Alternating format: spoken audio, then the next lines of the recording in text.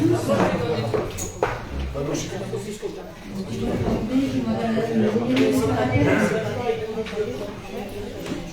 Valérie Petit. Présente. Madame Naïma Benbrahim, procuration à Monsieur Grégory Hage. Madame Malika Benriba. Présente. Monsieur Bertrand Foucambert. Madame Corinne Lefebvre. Présente. Monsieur Daniel Sénizen. Présent. Monsieur Grégory Hage. Présent. Monsieur Sébastien Estrilly. Présent. Madame Evelyne Dugardin. Présent.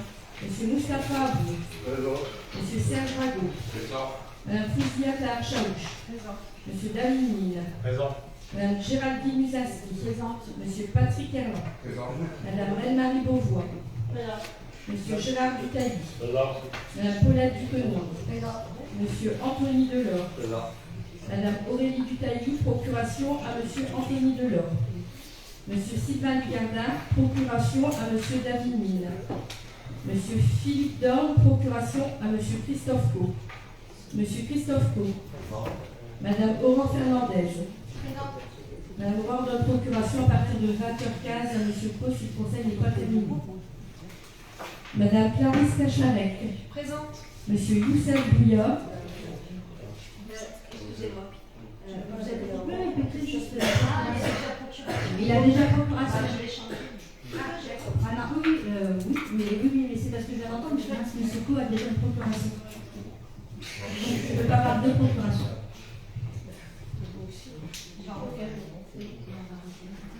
On va le retirer à l'oral, donc vous avez des procurations à qui, Mme Fernandez?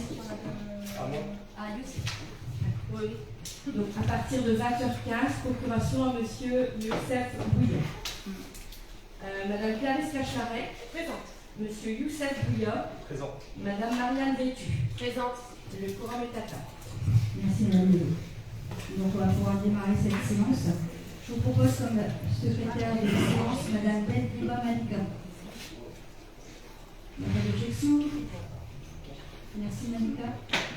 Concernant l'approbation du procès verbal de la séance du CM en date du 6 décembre, y a-t-il des demandes d'intervention s'il vous plaît? Je n'en vois pas. On va passer au vote. Des votes contraires? Des abstentions? Des abstentions? 2, 3, 7. 6 abstentions.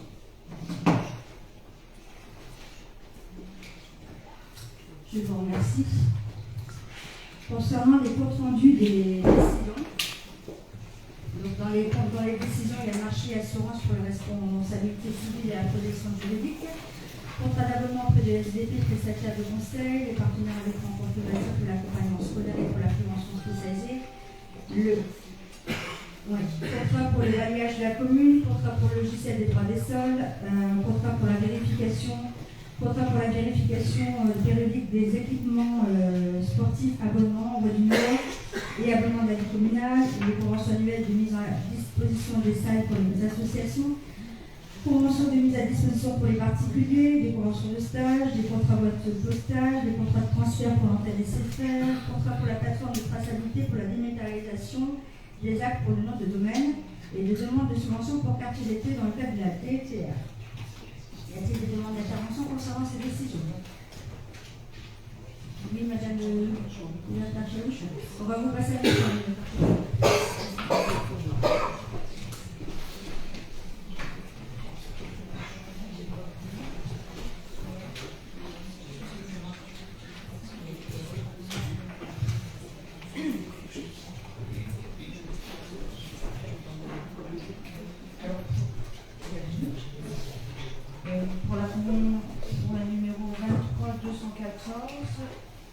convention d'occupation, mais c'est pas précisé par qui en fait. Alors, pour moi, c'est à mon avis, c'est un privé. Oui, c'est un privé. Alors, pourquoi c'est pas écrit location On aurait pu, mais c'est une convention d'occupation, mais c'est la personne paye, bien sûr. Donc, à la 2402, c'est quoi la différence en fait? C'est une erreur en fait, ça, on s'en est rendu compte quand c'est écrit en ligne. Il n'y en a qu'une. Voilà, il y en a eu qu'une, mais en fait, on a interpellé l'agent et elle nous a dit que oui, donc elle a envoyé qu'une sur les deux.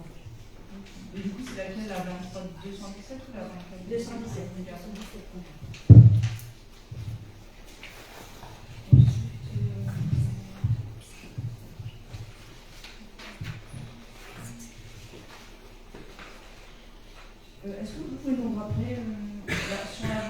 240, vous parlez de la convention avec l'association de la boîte à frissons, salle Boschkowski. Quand est-ce qu'ils occupent la salle en fait?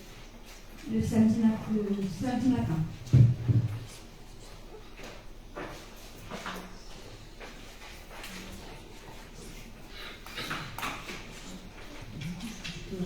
Ah oui, allez. 23 248, contrat d'abonnement mobile, SFR Business, civil, téléphonique pour un montant de 150 € hors taxe. Le montant c'est par mois, annuel, trimestriel? C'est en tête, mais c'est un réabonnement, en fait, c'est portable.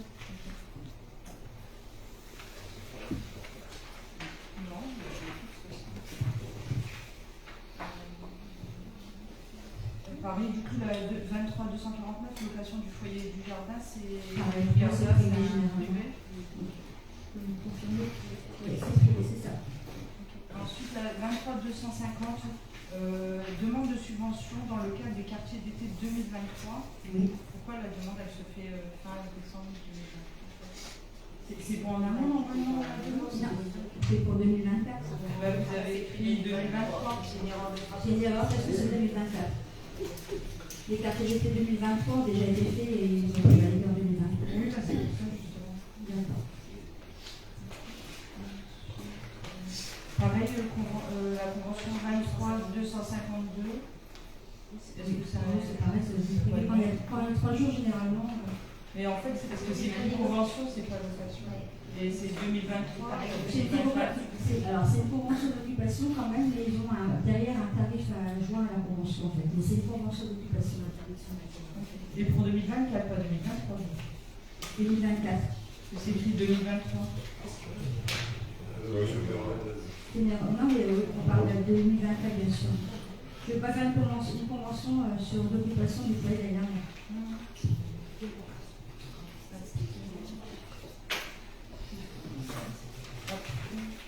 23 254 pour renouvellement de part de domaine avec la société Ionos. Pareil, c'est pas précisé les 13,20 € si c'est mensuel, annuel, trimestriel. C'est annuel.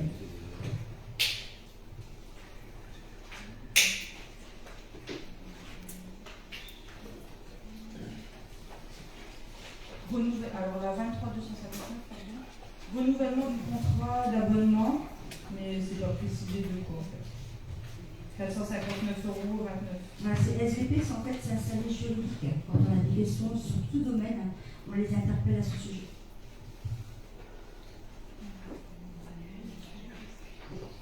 Et du coup, c'est mensuel, annuel? Mensuel, pardon, mensuel sur.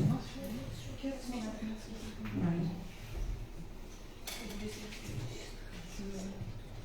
Je me permets de rebondir sur cette question.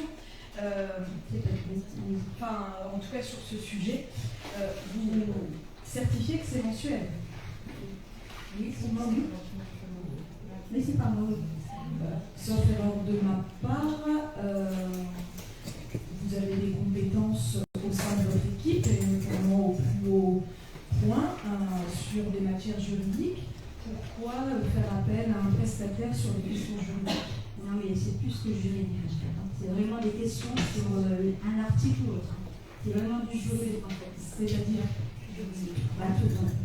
après, je te laisse la parole, mais en fait, on les interpelle quand vraiment on a, vous voyez, même pour un agent, pour un droit social, pour le conseil national, pour les ressources humaines et tout ça. Je pense que vous pouvez bénéficier aussi des compétences de la CAD, vous pouvez aussi bénéficier en termes de juridique. On n'a pas de mutualisation concernant ce domaine au niveau de domaine. Et le centre de gestion Notamment pour la RH, pour la ressource humaine, et pas pour le RH, c'est pas forcément. Et justement, vous précisez que c'est justement des questions en termes d'agents, donc RH. Toute question de droit public ou privé. D'accord. Mais je pense qu'aussi le centre, enfin, vous avez aussi la possibilité de former, vous avez l'institut de formation qui peut permettre aussi, en tout cas d'éviter peut-être une dépense aussi importante pour notre commune. C'est une dépense sur la évidemment de l'argent. Oui, mais je pense que je vous avais déjà posé la question. Mais oui, mais en plus on n'est pas la seule commune à Non, mais moi je parlais d'un je peux me permettre au niveau de certains articles et autre chose, voilà, même si, comme vous dites, on a des personnes qui sont juridiques au niveau de la commune, ça va plus loin que le juridique. Oui, monsieur Bouillard. C'est simplement pour revenir sur ce que disait Mme Taquet. Au final, dans le fond, on se demande simplement si vous les sollicitez assez souvent. Est-ce que finalement le coût d'eau de la chandelle, si c'est sollicité 2 fois par an, donc ah non, pas du tout. Non, c'est pas du tout. Par an. 2 fois par an, il faut parler, monsieur Bouillard, c'est pas tout. Est-ce qu'on a une fourchette? Non, ça dépend les questions qu'on nous pose, ça dépend. Voilà. La dernière, par exemple, vous avez sollicité combien de fois? Oui, j'ai pas les chiffres, il y a un rapport qui est sorti, on a un rapport annuel. Vous pouvez le transmettre? Le transmettre, non, parce qu'il y a les questions précises et ça, c'est pas l'image du ressort, on peut vous donner les chiffres en vous disant dans quel domaine ça a été saisi. En fait, c'est vraiment tous les domaines. Ça va être l'urbanisme, le droit privé, légaux, et ils aident à contribuer à la rédaction des actes.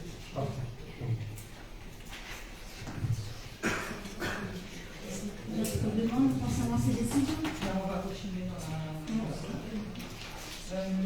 2402, pareil, convention d'occupation indispensable. Je pense. Vous pouvez parler plus près du micro. Le premier des 3 mars, je pense que c'est également des privés.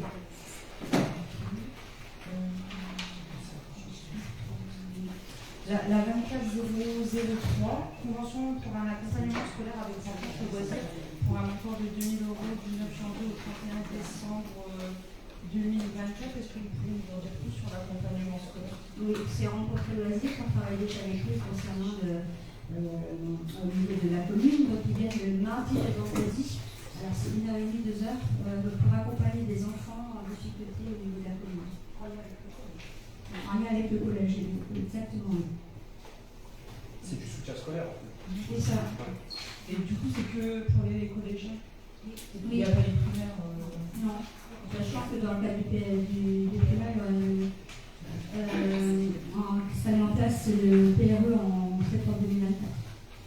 Et du coup, comment vous choisissez les élèves en fait qui ont besoin de...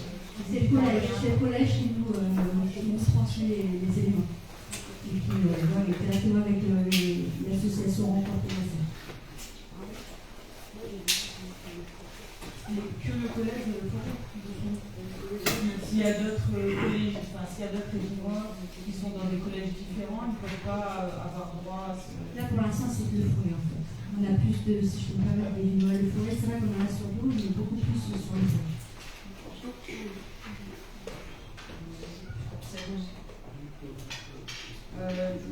Pareil, de même pour les conventions, la 24010, 24011, c'est pas précis. Ils sont toujours en même cadre. C'est une convention pluriannuelle qui va être prise, là ça fera, il y aura encore 3 ans l'année prochaine, donc pendant 3 ans ça sera 10 millions. La 010, j'ai terminé. Non, la 010. Ah, pardon, excusez-moi, je pensais que vous parliez de rencontre de la seule, la 010. Donc non, c'est de l'allocation privée également. Et je suppose que pour la 24015 et 24016 également. Également. Et 13 aussi. La 13 aussi. Et du coup, vous disiez pour la 24018, je sais pas. En fait, c'est une convention pluriannuelle, donc on a une convention déjà avec l'agglomération. Et par an, on va payer 10 000 € au niveau de la prévention spécialisée au niveau de rencontre loisirs. Pour ce service, donc là c'est la 2e année, donc on aura encore 2 ans à payer.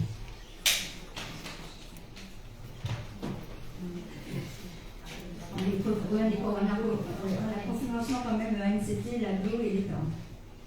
Et du coup, concrètement, qu'est-ce qui a été fait sur la commune? Ça, on pourra leur demander en fin d'année, parce que là, ils ont démarré plus tard que prévu l'année dernière. Et du coup, c'est bien, ils nous font un bilan, donc ça, on pourra vous transmettre. Excusez-moi, ça ne devrait pas faire l'objet d'un échange en matière de commission jeunesse ou... C'est ce qu'on a prévu pour mettre en place tout le travail qui a été fait l'année dernière. de le mettre en partage avec la commission jeunesse. Parce qu'il y a d'autres projets qui vont s'accrocher aussi. D'accord, parce que c'est vrai que ça fait un petit peu de temps que la commission jeunesse. On en a discuté. Pour la 24017, renouvellement de l'abonnement de la Revue Nord à compter du 9 mars 2024 pour un montant de 633 €, toutes taxes comprises. Du coup, c'est un abonnement annuel, je suppose. Oui. Oui. Est-ce que c'est papier, numérique? Papier. Même. Ah, il n'y a pas de numérique en fait. Il y a un accès numérique également, mais on a également papier. Ok. Et est-ce que tous les agents ont accès à la Voix du Nord ou pas? Non, il y a que le journal qui arrive, donc après c'est communiqué, puis c'est transmis après au service de communication pour un rendu de presse au niveau de la commune.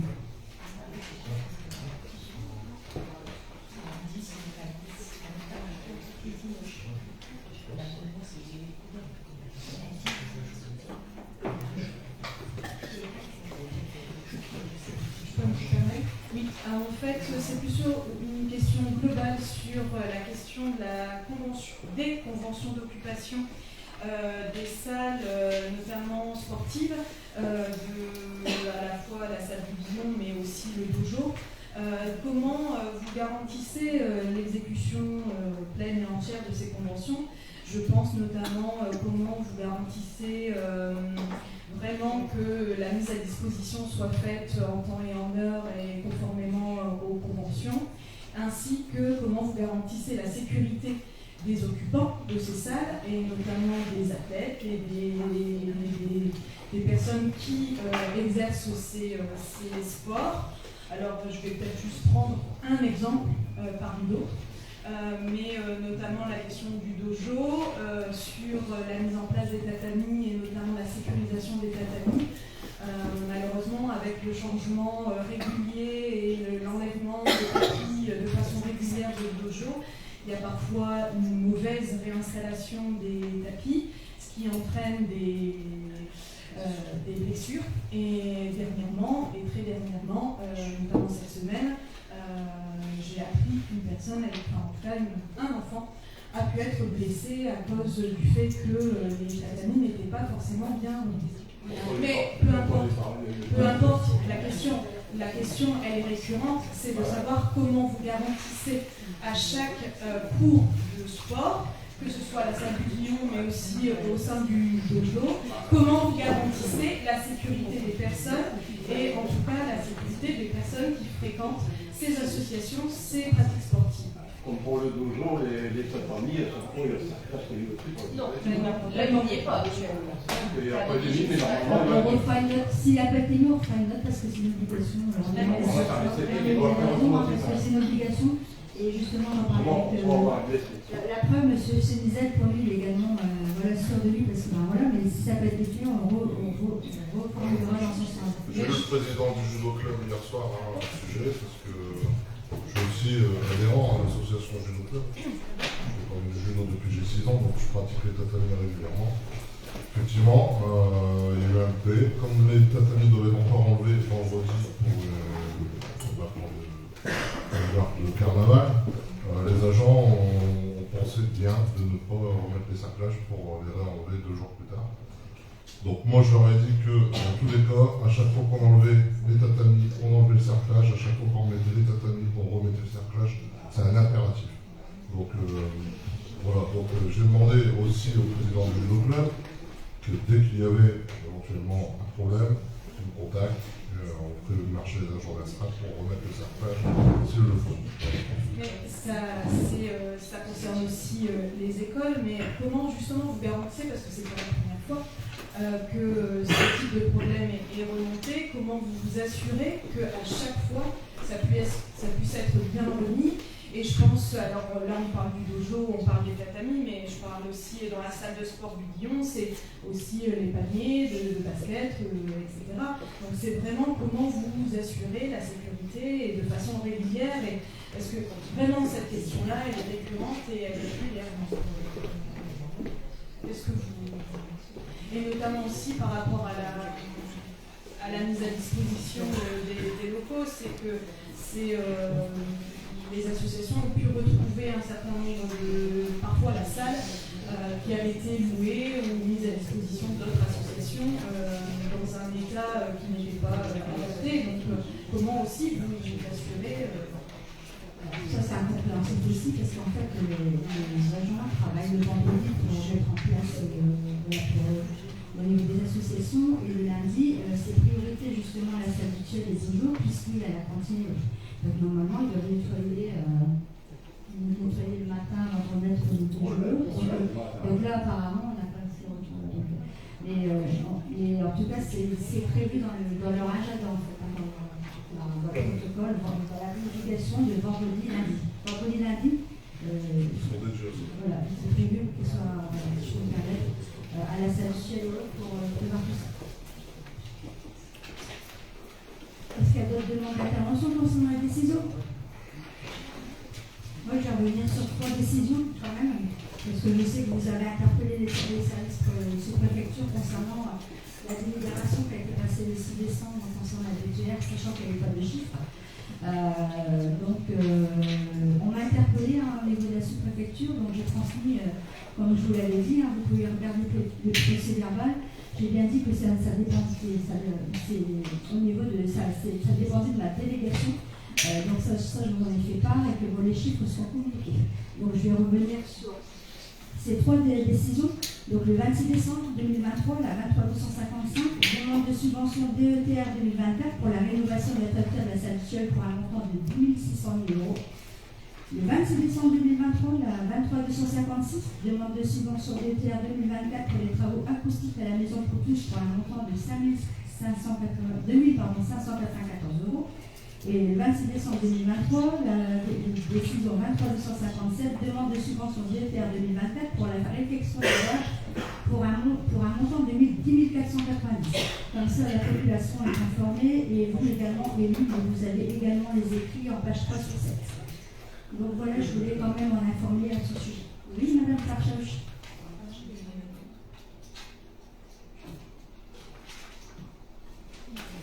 Pas plus longtemps.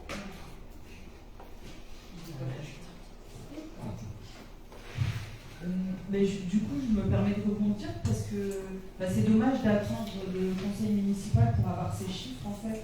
En fait, vous aviez dit au précédent conseil municipal que vous nous communiqueriez les devis et en fait les chiffres on les a. Non, pas les devis, là, je vous avais dit que j'aurais pris une décision. Ça, je vous l'ai dit, moi. C'est quand vous prenez le procès verbal du 6 décembre, j'ai précisé que c'est dans ma délégation que vous aurez les chiffres au prochain conseil municipal. C'est ce que je fais.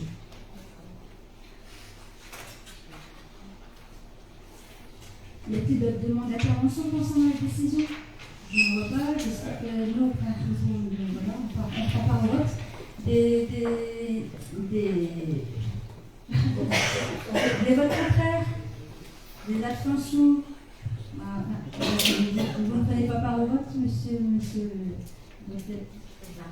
Macron, et puis il ne prend pas part au vote. Sachant qu'il y a également des.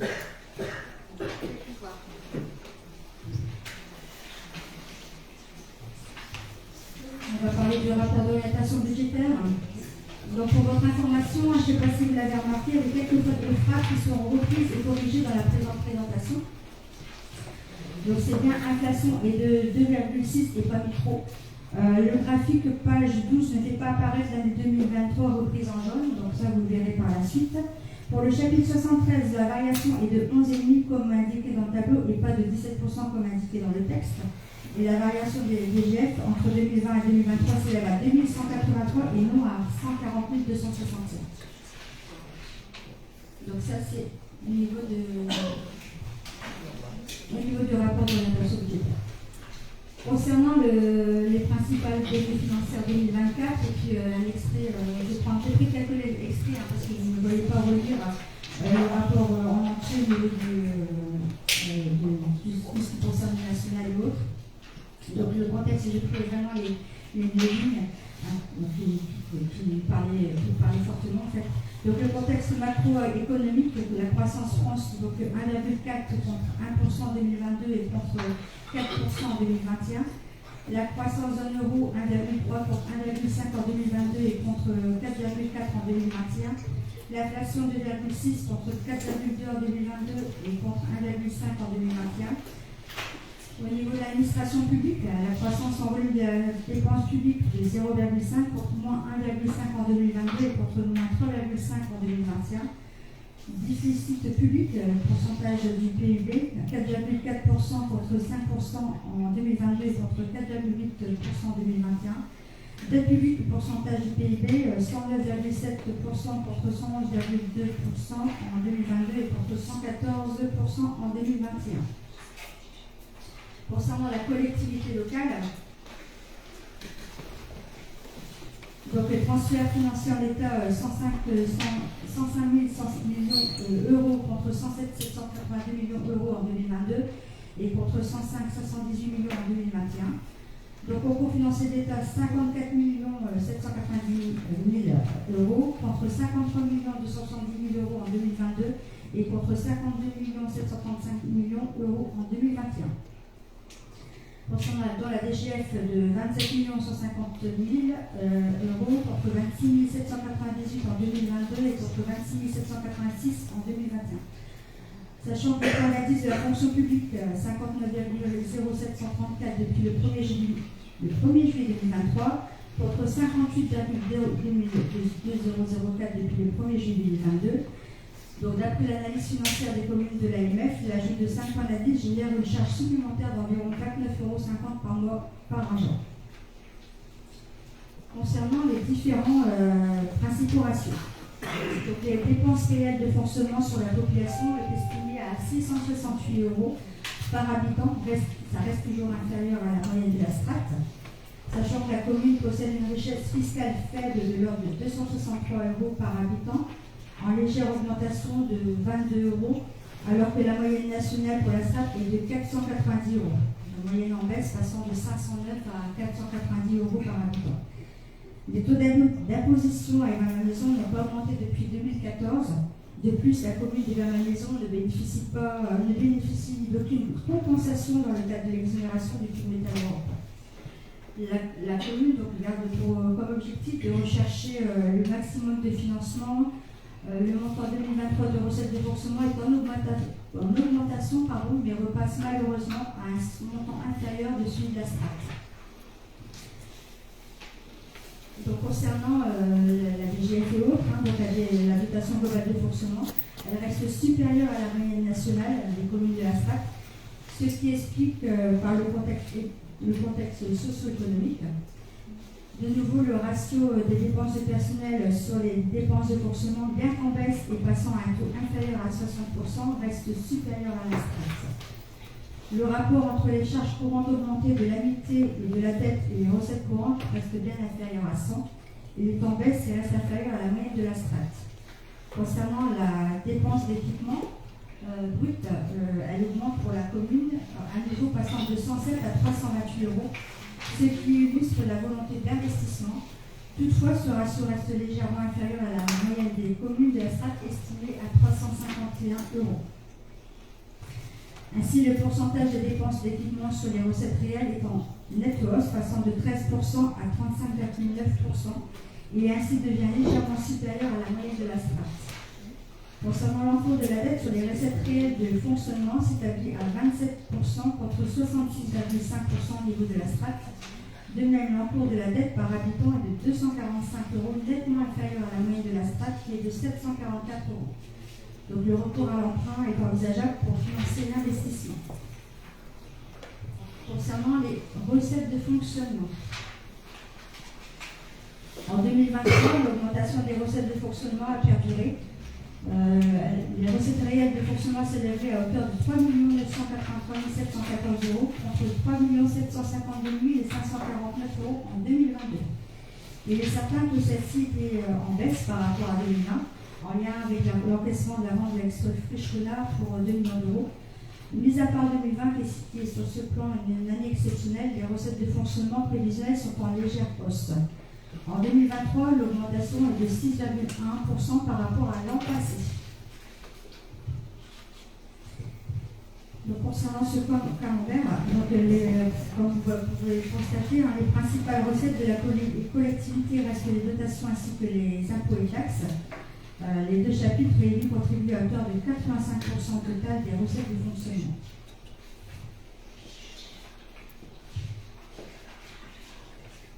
Donc il est à noter une augmentation du chapitre 74, vous avez différents chapitres sur le slide. C'est lié aux dotations et subventions de l'ordre de 180 350 euros. Il s'agit de l'encaissement des subventions sollicitées notamment dans le cadre de la politique de la ville, ainsi que les financements CAF et les remboursements des PEC. Il est à noter au chapitre 73 une augmentation des impôts et taxes de l'ordre de 11,5% et pas de 7%, c'est ce que je disais en première slide.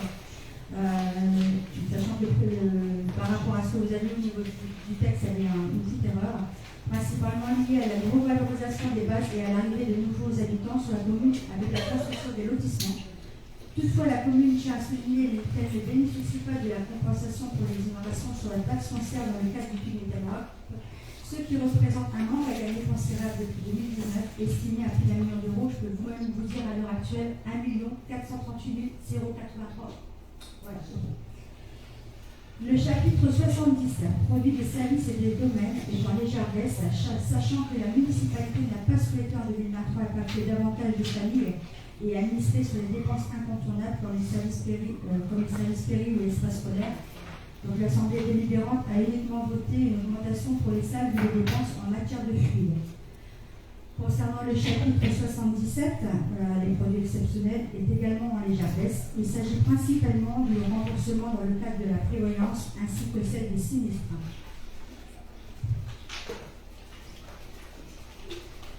Concernant les dotations, donc la dotation globale de fonctionnement représente la plus grande part du chapitre 74, soit 1 022 044 euros sur 1 659 504 euros, soit 62%.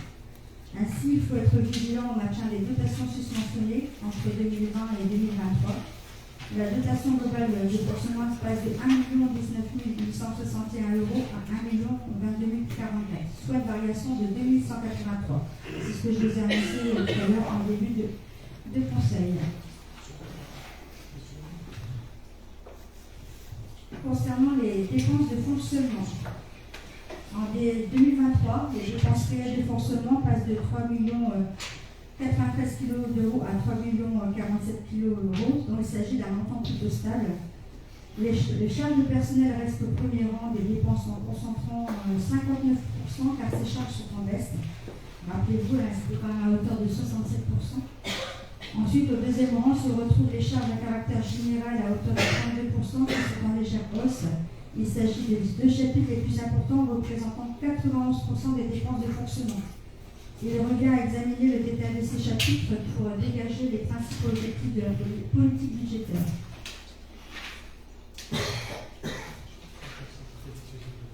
Il ressort des chiffres susmentionnés que la commune a réalisé des économies à hauteur de 129 187 euros, soit 4%. La baisse en charge de personnel est liée à divers facteurs comme le passage et le maintien d'agents en demi-traitement dans le cas d'absence longue durée. De plus, est maintenu le principe de non-remplacement. Ainsi, mis en application les engagements pris suite au contrôle de la CRC, ce qui a permis d'absorber l'augmentation du point d'indice. Comme de nombreuses collectivités, les charges à caractère général sont en hausse, en lien principalement avec la crise économique, soit l'augmentation des fluides et de différents matériaux. Conformément aux engagements pris dans le cadre du renouvellement municipal, une attention particulière est portée sur les charges à caractère général, bien qu'en légère hausse de l'ordre de 95 473 euros, mais le montant reste proche de la cible fixée à hauteur de 900 000 euros, surtout vu la conjoncture économique auquel sont confrontées les collectivités territoriales. Les autres charges de gestion courantes sont stables et reviennent à un niveau avant Covid. Concernant les charges financières, les intérêts grevés s'élèvent à la somme de 58 493.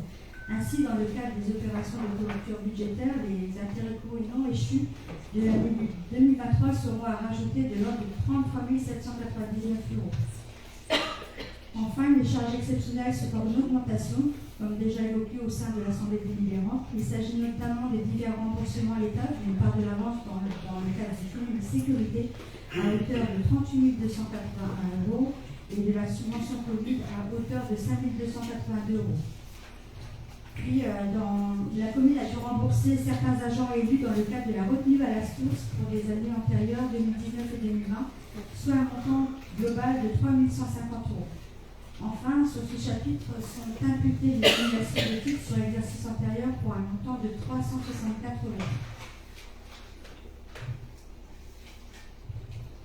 Concernant les charges à caractère général, chapitre 01, si vous suivez votre tableau, parce que ça, là je ne reprends pas ce que vous envoyez, mais c'est. Je ne reprends pas. Si je reprends, mais vraiment avec d'autres graphiques.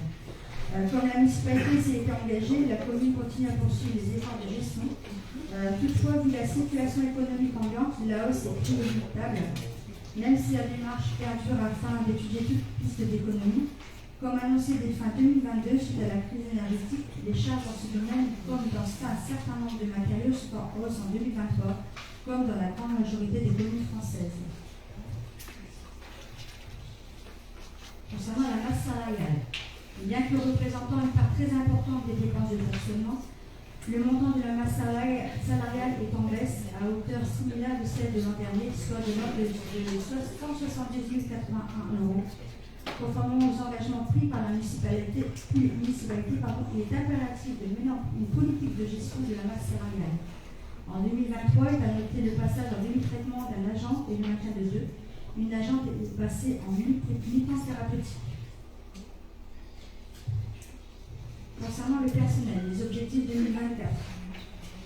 Sur les 2 départs en retraite prévus en 2024, il sera procédé à un remplacement sur un seul poste. Il est certain que la collectivité doit mener une politique de gestion de la masse salariale et donc se positionner sur le caractère nécessaire et indispensable du remplacement des agents. Pour 2024, il est impératif de poursuivre la démarche dans le cadre de la politique en ressources humaines et de la volonté municipale d'adapter en permanence le service public aux besoins des habitants. Cette démarche a pour objectif de développer des plans de formation individualisés au profit des agents concernés. L'objectif est également de développer la mobilité interne en recherchant la meilleure adéquation possible entre l'évolution des besoins et les compétences de chaque agent. Toutefois, sur le plan du recrutement, sont envisagées la pérennisation de la poste à temps partiel en comptabilité, ainsi que le recrutement d'un responsable des services techniques au grade de technicien principal, suite à l'absence depuis plus d'1 an de l'agent en poste. De même, sera recruté en 2024 le référent programme de réussite éducative au sein du CCAS, ce qui expliquera une subvention accrue. Pour votre information, le responsable des services techniques au grade de technicien principal arrivera dans nos services le 11 mars. Cet excédent de fonctionnement concernant le bilan de gestion de l'ordre de 1 million d'euros sera affecté en grande partie en investissement dans le cadre du budget 2024. Les dépenses en 2023 s'élèveraient au niveau de l'investissement, au niveau des dépenses au niveau de l'investissement, donc s'élèveraient à 1 711 509 € et les recettes s'élèveraient à 1 622 115 €. Les dépenses d'investissement 2023 sont légèrement supérieures aux recettes, soit un déficit estimé à 89 394 €. Ce déficit s'explique principalement par un décalage calendaire des travaux et des subventions qui ne sont pas encore versées. Ce dernier sera comblé lors de l'affectation des résultats par l'excédent de fonctionnement.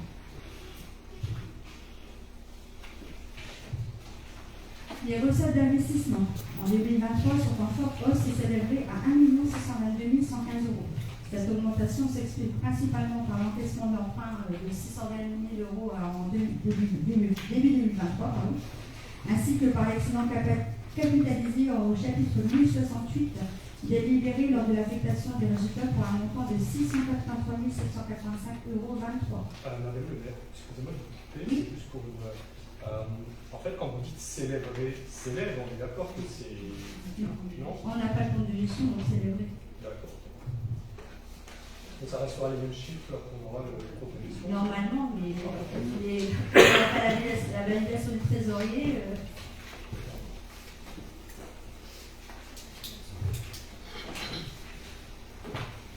Alors, les dépenses d'investissement, donc je vais vous la liste là, concernant en 2023, le foyer Jean du Gardin, à hauteur de 456 665,04 €. La rénovation de toiture de la salle de Lyon, 70 300 €. Rénovation rue Jaurès Lamandin, 793 697,50. L'acquisition ensemble immobilier rue Basis Centre, 22 684,88 €. L'aménagement des cours Bourg-les-Mérès, 31 513,20 €. Concernant les dépenses également d'investissement 2023, la rénovation d'éclairage public, donc par en tranche, sachez qu'il y a 5 tranches, la deuxième tranche a commencé il y a une semaine, à peu près une semaine, 15 jours. Alors, rénovation éclairage public, 17 073,77,33 €. Bande d'amitié, 5 160 €. Rideau intérieur à Chino-Sonal, 4 633,64 € et avec la séquence. Projet d'investissement 2024. Donc, la deuxième partie, concernant la rénovation des rues Jaurès Lamandin, 793 687,50 €. Donc, en fait, pour un montant, sachant que les demandes de subventions sont en cours, notamment dans le cadre du fonds PAP et de la CAP dans le cadre du projet de territoire écologique. La rénovation et l'amélioration de l'éclairage public, la phase 2, comprenant les rues suivantes, de Basile, de Dour jusqu'à la rue Maurice Ravel, rue Basile, place Salengro jusque le Forêt, la rue Gambetta jusqu'aux 10 rue Thiers, l'impasse Harry-Beauchamp, rue Fontaine, Ronsard, Racine, Corneille, Rabelais, Villon, Voltaire, Pascal, fin de la rue Tournée, rue Paul-Leroy en grande partie, la rue Zolleur pour un montant estimé à 96 974,25 € hors taxe, 70 969,10 €, sachant que la subvention accordée par la FDE est de 33 000 €.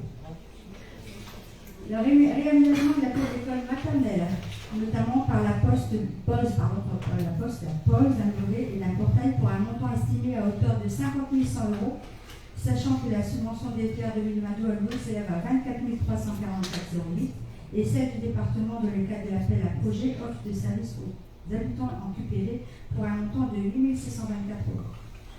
Les travaux de rénovation de la toiture de la salle actuelle pour un montant des travaux estimés à 42 434 € hors taxe, soit 50 920,80 €, sachant que la DFR a été sollicitée à hauteur de 10 600 000 €.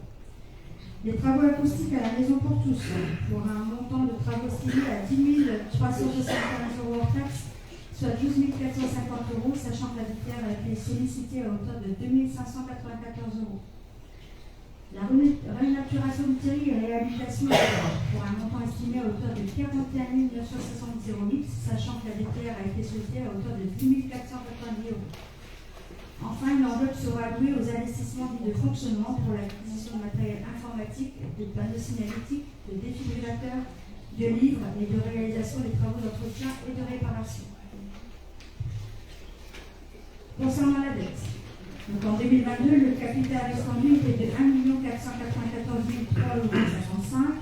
En 2023, il est de 1 309 527,54 € et en 2024, il sera de 1 728 810,67 € en raison du nouvel emprunt, ce que je vous disais tout à l'heure. Donc là, vous avez différents graphiques concernant justement cette dette. Et également, si je peux me permettre, les prestataires qui nous accompagnent dans les emprunts, donc la Caisse d'épargne France Europe, la Caisse d'épargne de consignation, l'Excel Crédit Local et la DCMI. Au niveau de l'épargne, en 2023, les résultats de l'épargne nette et brute restent positifs. Ces derniers reflètent la stratégie budgétaire menée, même si la vigilance reste de mise, car en 2024, l'épargne va se dégrader, notamment avec le versement des premières échéances de l'emprunt de 620 000 €. Les orientations budgétaires, donc la maîtrise des dépenses de fonctionnement, démarche achat à poursuivre, et notamment des mises en concurrence par demande de vie et procédure, même si en raison de la crise économique, les dépenses à caractère général seront à la hausse.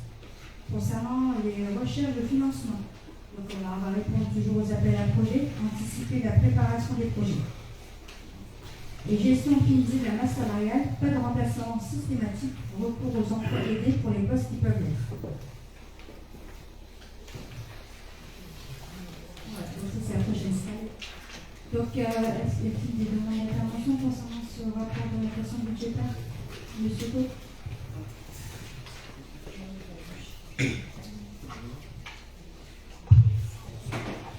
Merci Madame la maire. Oui, donc sur ce rapport budgétaire, ça va être difficile de tirer une analyse qu'on a eu les documents comptables que seulement hier après-midi, ça faisait plus d'un mois qu'on les réclamait. Il aura malheureusement fallu un post Facebook pour qu'on puisse les obtenir. Donc, ainsi. Et on a quand même reçu 2073 documents hier pour tirer une analyse financière. Vous venez de nous abreuver de chiffres et de pourcentages et de ratios, auquel cas le débat d'orientation budgétaire 2024, il doit valider les opérations qui ont été réalisées sur l'année 2023, de prendre le résultat, parce qu'on est quand même sur des dépenses réelles de fonctionnement, des recettes réelles de fonctionnement, c'est-à-dire dans le document. C'est ce que vous avez reçu, mais les chiffres, ce que je vous ai appris, vous les avez également sur ce que on vous a envoyé. On est d'accord là-dessus. Et donc, on se base sur la première analyse, parce que c'est de là, c'est sur la somme globale, sur les dépenses globales, que seront tirés après l'ensemble des ratios et des pourcentages. On est sur des dépenses réelles de fonctionnement de 2023 de 3 047 000. Je passe les autres et sur en recettes 3 980 000. Vous avez commencé le débat d'orientation budgétaire, et c'est un point sur lequel on va s'accorder, de revenir sur la conjoncture nationale qui a un impact sur la conjoncture locale, à savoir qu'on vient successivement de faire face à la fois à la crise Covid et à la crise en Ukraine, qui a vu l'inflation augmenter, comme c'est indiqué sur le début, qui a vu une flambée des produits, de tous les produits, une flambée des fluides et une explosion. L'année dernière, on l'avait déjà souligné, 300% au niveau de tout ce qui était chauffage, électricité et gaz. On perçoit à titre personnel, donc la commune, elle le perçoit aussi au même titre. L'année dernière, on avait, à peu près à la même époque, où c'était au niveau du compte administratif, dénoncé le fait qu'il y avait énormément de factures impayées qui faussaient le résultat, vous pouvez baisser les yeux, mais de fonctionnement. De fonctionnement. Sur les documents qu'on a reçus, 2073, vous pensez bien qu'on n'a pas pu faire une analyse in fine, mais on a quand même pu relever, par exemple, sur les documents envoyés et donc payés cette année, le premier trimestre 2022, payé à IDEX, payé le 29 août. Je l'ai signalé en décembre, monsieur. Le troisième trimestre 2022, payé le 29 août. Le premier trimestre 2022 payé le 17 novembre pour des montants de 84 000 €, 23 000 €, 21 000 €. Reprenez le procès verbal du 6 décembre 2023. Qu'est-ce que je disais? Je vais répondre tout à votre question. Concernant l'IDEX, on est en litige. Parce qu'on les a rencontrés, je répète, en octobre 2022 pour des avoirs que vous avez toujours pas envoyés pour pouvoir valider leur facture. Je suis d'accord avec vous. C'est personne. Mais laissez-moi terminer, je vais répondre parce qu'à un moment donné, il faut arrêter de dire que Madame le maire, voilà, je vous raconte des conneries. Donc là, je vais continuer mes conneries comme vous dites. Donc en octobre 2023, on a rencontré de nouveau la société IDEX. Là, c'est bien, moi j'ai des agents qui sont là, même après, je ne veux pas qu'on interpelle les agents parce qu'à un moment donné, ça suffit. Mais je peux vous dire qu'également, en octobre 2023, on a rencontré la société IDEX. 15 jours après, on avait les avoirs. On a payé la globalité des factures qui restaient dans la carte de secours. Donc on n'a plus litige avec IDEX à la date de aujourd'hui. Alors l'année dernière, vous vous rappelez, il y a eu une suspension de séance, on s'est levé, il n'y avait pas de quorum, donc vous avez dit je vais porter plainte parce que j'avais expressément dit ouvertement que l'emprunt de 620 000 € aurait servi à payer des factures.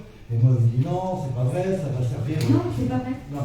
Laissez-moi terminer, ça va servir à payer l'investissement. L'investissement, on va dire après, vous êtes en déficit de 90 000 €. 620 000 € pour payer les 793 000 exactement de l'agglomération. Vous imaginez? Donc on a payé, non, mais on a payé, c'est de l'investissement. On a payé une partie de nos propres sources. Madame, c'est pas vos propres fonds, c'est le fonds des Ébinois, c'est l'argent du contribuable. Vous devez des comptes de la commune. Je parle des comptes de la commune, je ne pas mes comptes personnels. On n'a pas le même budget chez moi. Non, mais je parle des fonds de la commune, monsieur. C'est vous, monsieur. C'est vous, monsieur Co. 620 000 sur 793 000. Mais alors, vous imaginez, sans l'emprunt de 620 000, parce qu'il y a une telle projection, vous seriez en déficit d'un million. L'emprunt est prévu. Monsieur Co, regardez le budget. On avait prévu un emprunt de 300 000 € qu'on n'a pas pris. Est-ce qu'on en. Non, vous avez prévu un emprunt de 620 000 euros que vous avez amendé après. Monsieur Co, reprenez le budget. Alors là, Monsieur Co, reprenez votre budget. On parle de 620 000 euros en 2022. On a budgétisé un emprunt. Reprenez votre budget 2023. Non, arrêtez, c'est vous qui noyez le poisson. Reprenez votre budget. Laissez-moi finir. Reprenez votre budget de 2023 pour parler d'un emprunt de 300 000 euros. Cet emprunt, on ne l'a pas obtenu, les élus sont présents, ils sont au courant, et on s'en sort également au niveau de l'emprunt. Cette année, avec 620 000 euros, vous êtes en déficit de 90 000. Donc, oui, mais ce que je vous disais tout à l'heure par rapport à vous écoutez pas ce qu'on vous dit. Voilà. On a de la varie, on investit, monsieur. D'accord. Et l'année dernière, quand vous déclarez un excédent de fonctionnement d'1 million d'euros, il faut peut-être retirer les plus de 300 000 euros. Parce qu'à un moment donné, les comptes ne sont pas bons. Parce que vous n'êtes pas sur des dépenses réelles de fonctionnement. Vous ne pouvez pas nous dire ici aujourd'hui, on a appelé la société, on attendait un avoir de 3 000 euros des poussières. C'était pas 3 000 euros, monsieur. Donc vous n'avez pas les bons renseignements, monsieur. Ah bah c'est ce que vous avez les prestataires. Donc si elle ne communique pas les bons renseignements, après on va pas s'en sortir. C'est pas la DGS, monsieur. Ah bah si, il arrêtez quoi. Les attaques personnelles, ça commence à rien faire. Il n'y a pas d'attaque personnelle. Il n'y a aucune attaque personnelle, madame. Vous essayez de vous victimiser. L'année dernière, vous avez fait un grand cinéma en disant je vais porter plainte, je vais porter plainte. Effectivement, vous avez porté plainte. J'ai même été entendu par la police au motif d'injures. Vous avez vu des injures. Écoutez, on va pas reparler de ça. On va pas parler de ça, mais c'est dans les mains. Là, on parle du rapport d'orientation budgétaire. Là, je vois pas pourquoi vous me parlez d'injures là maintenant. Là, c'est dans les mains du commissariat. Donc, à un moment donné, stop. Mais non, mais c'est monsieur Pau, vous parlez de quoi là? Vous laissez-nous au moins dérouler le propos. Bah oui, mais je peux pas laisser. On s'entend plus. Oui, mais monsieur Bouillat, si je peux me permettre, je peux pas dire ce qui est. Monsieur, concernant l'IDEC, je ne suis pas d'accord. Non, mais je ne suis pas d'accord. Le fait que vous présidiez cette séance ne vous autorise pas à couper la parole. C'est pas couper la parole. On me la coupe assez souvent la parole, alors arrêtez. La prochaine fois, vous levez la main. Vous levez la main la prochaine fois quand vous m'adresserez la parole. Je m'inspire de la présidence. Allez-y. Allez-y, monsieur, vous continuez. Mais je ne peux pas laisser dire des mensonges. Et c'est pas des mensonges. Je l'ai eu personnellement la société, j'ai eu les sommes, c'est factuel. Donc arrêtez. Vous pouvez rigoler, mais je veux dire. Nous aussi, on a reçu la société, j'ai pas tout ça.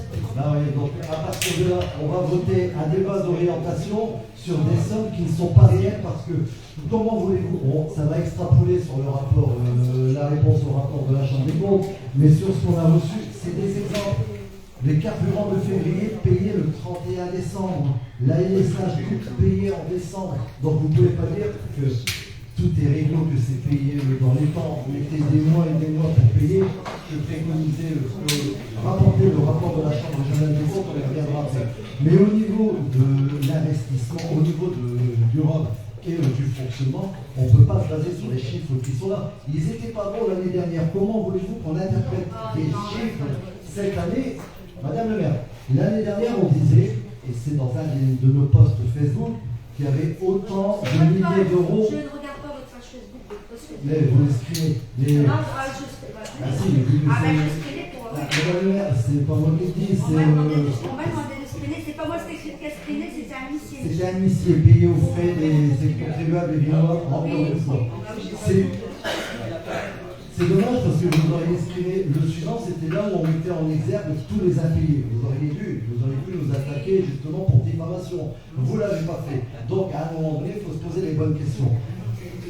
Donc il faut arrêter, c'est trop simple. Je vous, plutôt Madame Marigny, vu qu'il n'y a que vous qui répondez, Madame Marigny avec votre main, je pense que je vais m'adresser à vous directement, ce sera peut-être beaucoup plus simple pour avoir les réponses. Donc, Elle parlait pas de ça, monsieur. Bref. Le souci, c'est que vous avez eu tous ici, et je m'adresse à vous, vous avez eu un groupe majoritaire pour préparer ce conseil municipal. Madame le maire, c'est la garante des finances publiques. Elle vous propose le bilan de sa gestion, entre guillemets, de l'année. C'est pas la gestion, c'est une décision du groupe. Non, la garante des données, c'est vous. La comptable, c'est vous, Madame le maire. Ici, le conseil, c'est l'antichambre, on est là pour valider ou invalider vos décisions. En l'occurrence, ici, l'Europe. Mais Quand on vous propose des chiffres comme ça, nous on a les factures, donc on a les preuves en disant c'est faux. On a les preuves en disant c'est faux, vu que ça a été payé cette année alors que ça remonte à 2022. On ne peut pas voter intentionnellement quelque chose qui est factuel. Ben, je comprends pas. Et vous prenez, c'est sûr, les factures de l'IDEX, c'est sûr qu'elles datent de 2022, ça c'est certain. Il n'y a pas d'idée. Toutes les factures SFR 2022 Ah, ont été payées en 2023. Elles ont été payées en 2023. On a les factures. Et je vais vous rappeler, parce que j'ai déjà été au conseil municipal, on est avec 4 prestataires litiges. Il y avait SFR, IDEX, non même 5, j'en oublie. SFR, c'est réglé. IDEX, c'est réglé. Solution 62, écoutez, Solution 62. Donc les factures, je suis sûre que ce n'est pas des factures de 2023. Ce sera des factures antérieures. Solution 62, d'accord? Artemis, on accorde des avoirs Artemis et Orange. Pourquoi Orange? Parce qu'on a constaté qu'on avait des lignes pour payer quand on n'était même pas attribué. Donc là, on l'a vu en plus mardi. Vous allez dire c'est une coïncidence, hein. Mais mardi, et là, ce monsieur nous a envoyé tous les éléments en disant qu'il résiliait les lignes. Mais vous imaginez, là, ils me disent à l'heure actuelle, madame Maire, où est-ce que j'ai payé les factures? Alors que les lignes ne nous appartiennent même pas.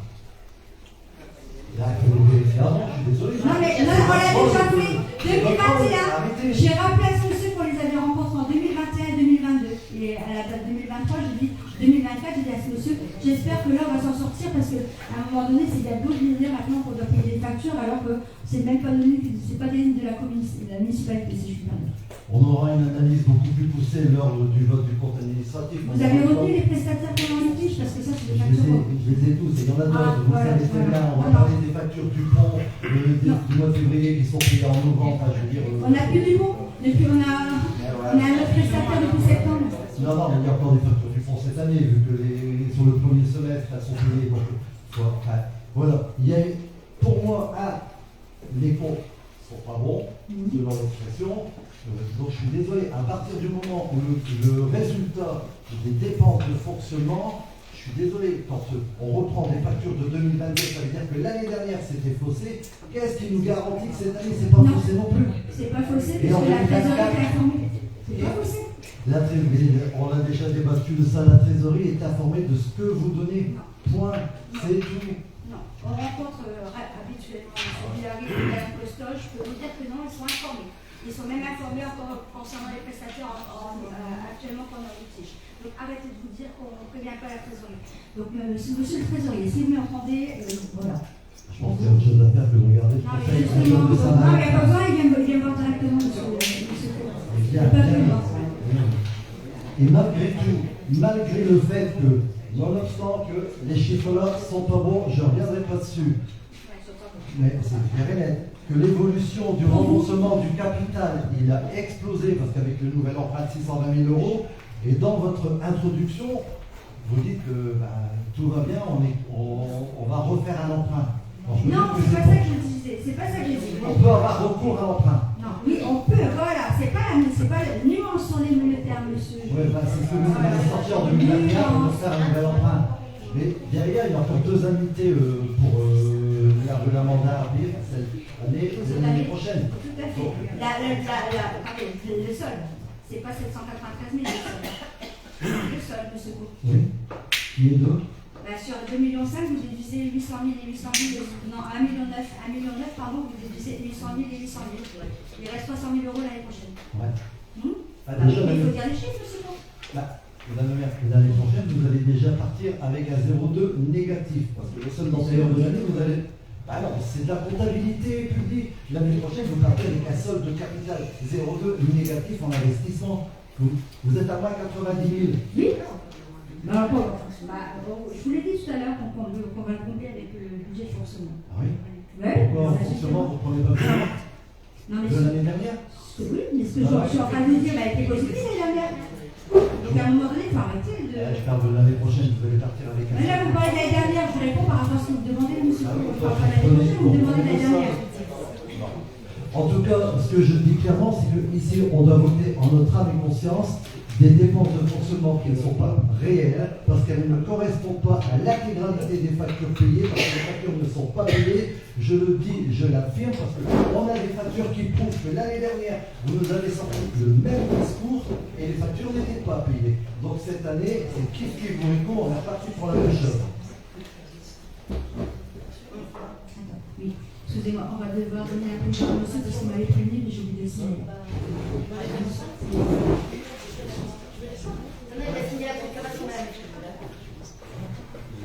Excusez-moi, monsieur Courant.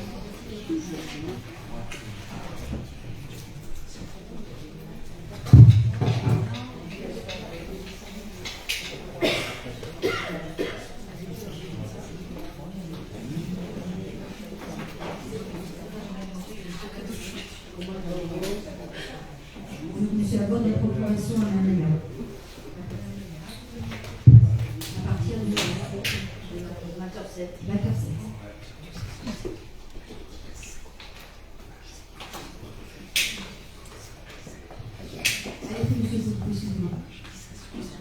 Non, et enfin, du coup, je vais revenir sur votre projection d'investissement 2024 avec une grosse partie donc, sur le deuxième, voilà, sur la rénovation de la rue Lamandale, donc c'est la deuxième unité. Et, on ne parle plus du béguinage, on ne parle plus d'aménagement de l'épicerie solidaire.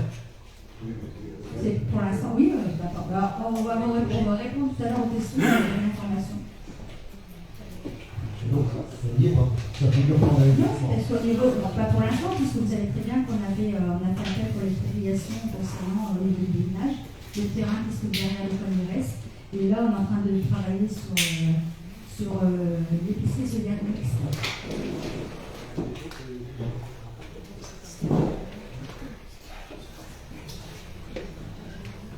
Est-ce qu'il y a d'autres demandes d'intervention? Madame Cachin, oui. Merci. C'était juste pour revenir pratico-pratique sur certains éléments que vous avez soulignés.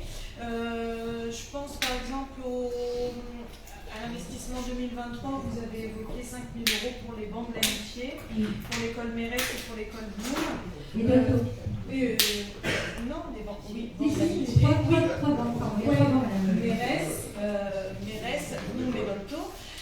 Pour 5 000 € pour des bancs, ça me paraît un peu excessif, mais c'est surtout que, notamment à Bloom, les bancs ne sont pas utilisés, puisque la cour... Mais c'est pour parler encore avec M. Matichat, la réunion était programmée en février. Oui, c'est pour des raisons de sécurité, puisque le portail n'est pas... Non, pas du tout. Ah non, pas du tout. Pas du tout. C'est la cour de l'école. Si cette partie de la cour... Non, mais concernant cette cour, non, M. Matichat, on a eu une réunion dernièrement et on dit va en avoir une en février, car de nouveau décalé en mars. Ça n'a rien à voir avec ce que vous êtes en train de dire. Je vais vous ressortir une réponse par mail que vous m'avez faite, en tout cas, Valérie m'a faite, par rapport à la question de l'utilisation de cette partie de la cour de l'école Bloom, dans laquelle se trouvent les bancs. Oui, mais ça n'a rien à voir par rapport aux bancs.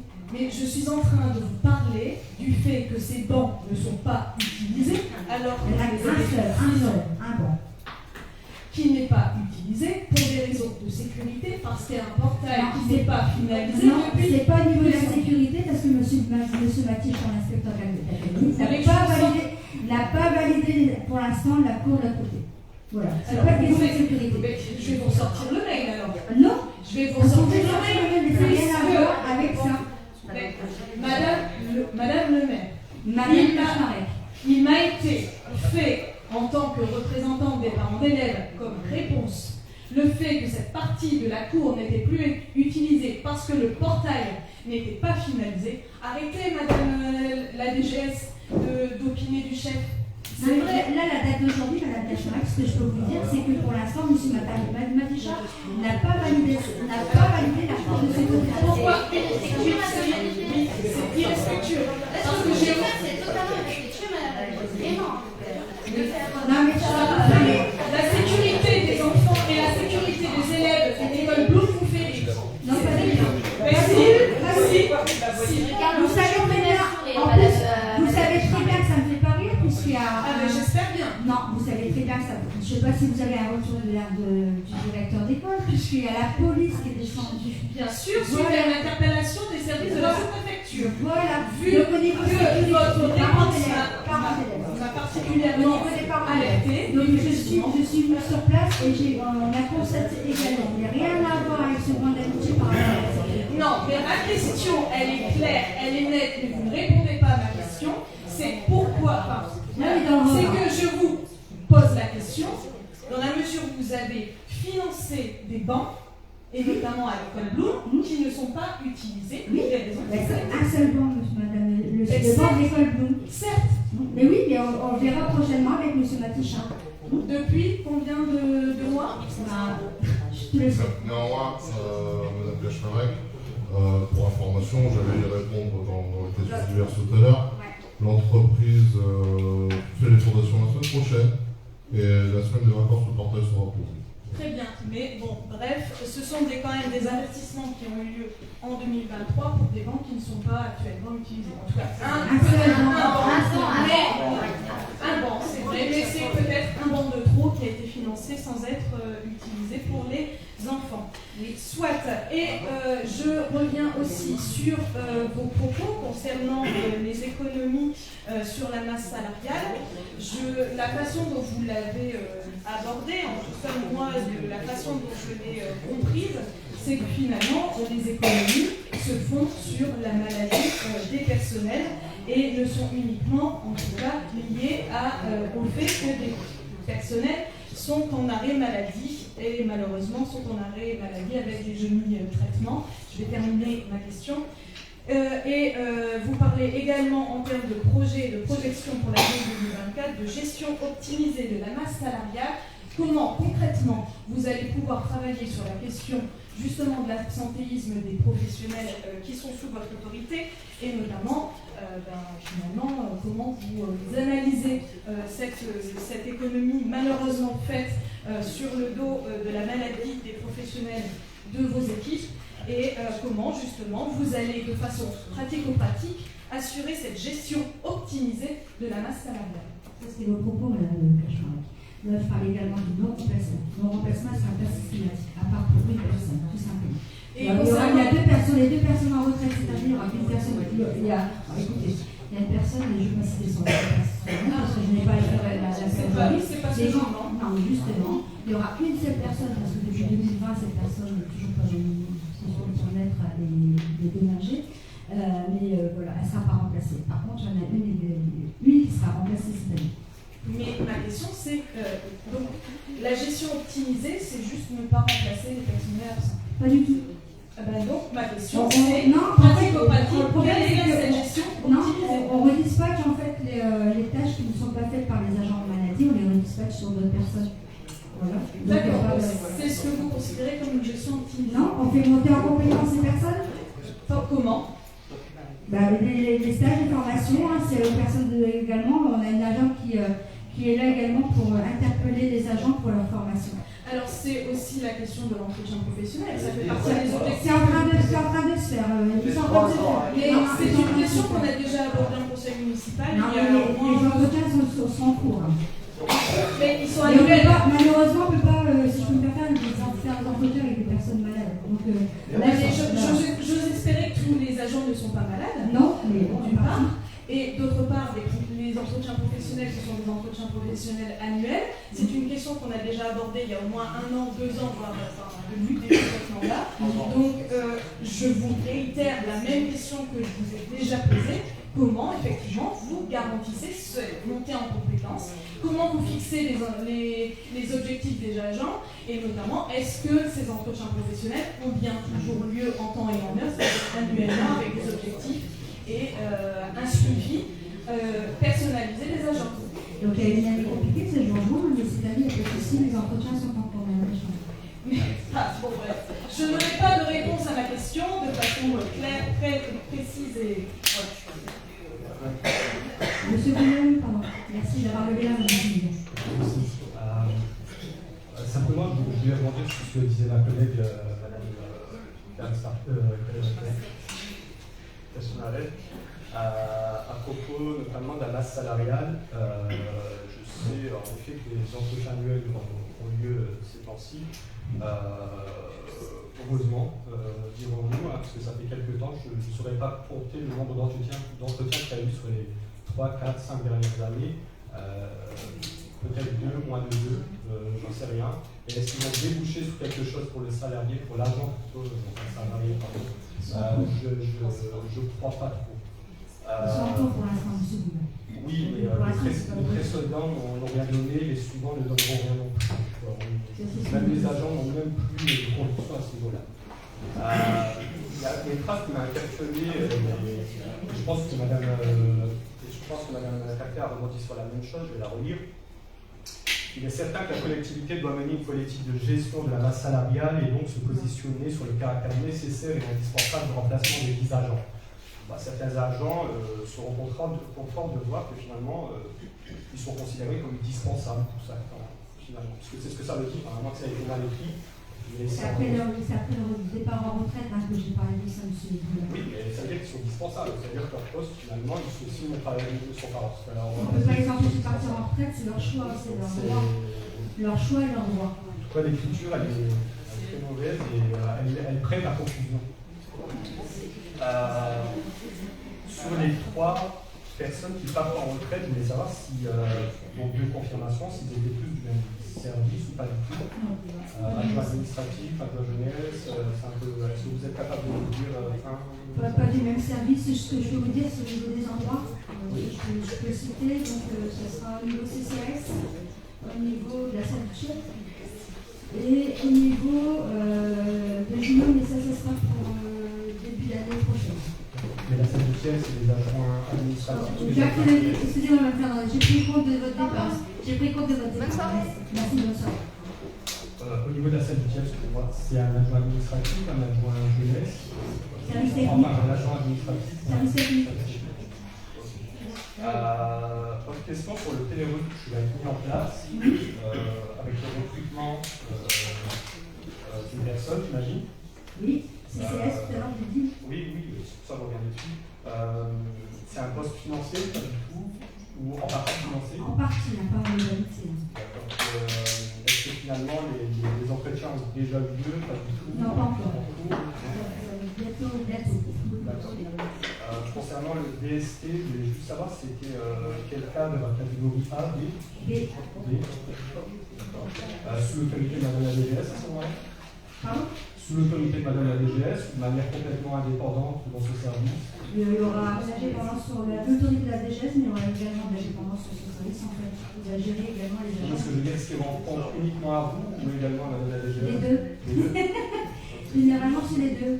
Non, mais souvent aussi, le DST est complètement indépendant dans certaines communes. Non, il est responsable du service, il n'est pas DST, il n'est pas d'accord. responsable du service. À ce moment-là, c'est différent. Ouais. On est d'accord. Ouais, on est d'accord. Merci. Pour ça que je précise, responsable et non directeur du service. Parfait. Et dernier point, c'est au sujet de la compta. Vous avez expliqué qu'il y aurait simplement un demi-poste. Oui, qui est en cours actuellement. Et l'autonomie des. Un demi-poste, ça suffit dans l'année 2020. Sur la comptabilité, Alors, si je peux me permettre, payer des factures inventaires, ouais, c'est bon. Non, mais c'est un poste, vous êtes d'accord avec moi, en plus en tant qu'ancien comptable, vous savez que c'est un poste très important, spécifique, et vraiment finalement quelqu'un. En fait, si je peux me permettre, il y a un poste partiel, mais il y a 2 personnes qui gèrent derrière également. Et c'est qui ces 2 personnes? Pardon? Je cite pas les 2 personnes. C'est l'organisation interne. C'est salarié? Ah oui, sur salarié, attendez, je connais des personnes. Non, mais j'ai l'impression qu'il y a un secret incroyable. Pas du tout, non, il n'y a pas de secret. De rien. D'autres demandes d'intervention concernant le rapport d'orientation budgétaire? Elle n'est pas marrante, madame. Je vous ai dit, elles sont là, elles sont déclarées. Ah, vous n'avez pas demandé la parole, monsieur Sunzet? Oui, s'il vous plaît. Si monsieur Bouillet l'a demandé, par contre. Vous avez bien fait de faire un conseil le 14 février, il y a des bonnes ondes. Hein. Ouais. Que de l'amour. Bon vache. C'est vous qui dites qu'il a accepté, monsieur. Alors, il y a pas de demande d'intervention? Je n'en vois pas, on va passer au vote. Des votes contraires? 1, 2, 3, 4, 5, 6, 7. Vote contraire, des abstentions. Merci à vous.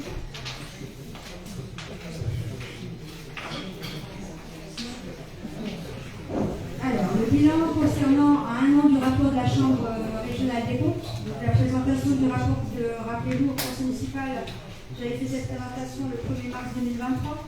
Il y a eu 3 rappels de droit donc 2 mises en œuvre en cours.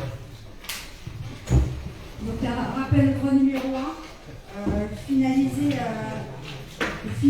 les travaux de mise en place de la comptabilité d'engagement afin de déterminer le montant des charges à rattacher à l'exercice et des restes à réaliser, conformément aux dispositions à l'article L2342-2 du Code général des collectivités territoriales. Il est rappelé que les rapports étaient indiqués mise en œuvre en cours sur ce point. Comme indiqué depuis ce nouveau mandat en 2020, le nombre de documents matérialisant la comptabilité d'engagement ne cesse de croître. Suite à l'arrivée de la directrice générale des services en décembre 2020, ont été rappelés au sein de l'ensemble des services des bonnes pratiques budgétaires et financières mettant en évidence les grandes étapes débutantes de la mise en concurrence pour s'achever au règlement en passant par l'engagement de services. De même a été diffusé le dossier achat afin d'appliquer les dispositions précitées et d'assurer des économies d'échelle suite à la mise en concurrence. Ainsi, à ce jour, la comptabilité d'engagement est respectée et la procédure établie est appliquée. Les rattachements et restes à réaliser sont dûment déterminés conformément aux dispositions applicables. Concernant le rappel au droit numéro de procéder à la comptabilisation de l'amortissement du patrimoine communal chaque année conformément à l'article R2321-1 du Code général des collectivités territoriales.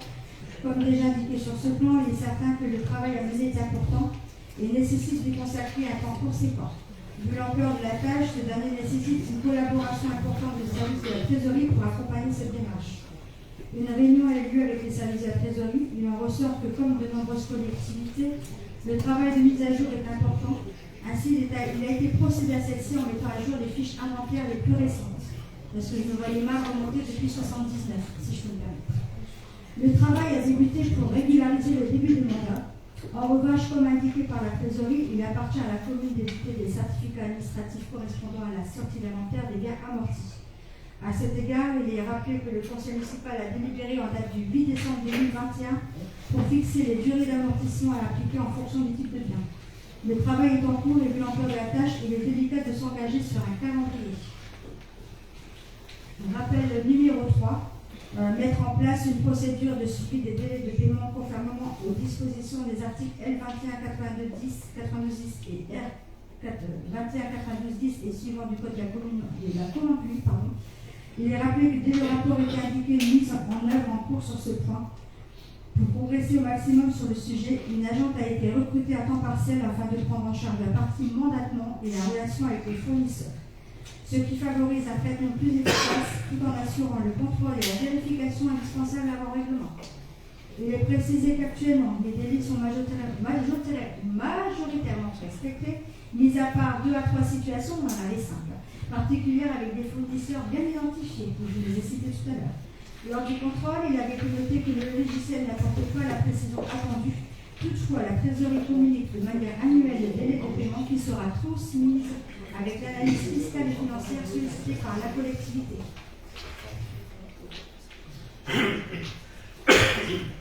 Y a-t-il des remarques à ce sujet? Monsieur Co?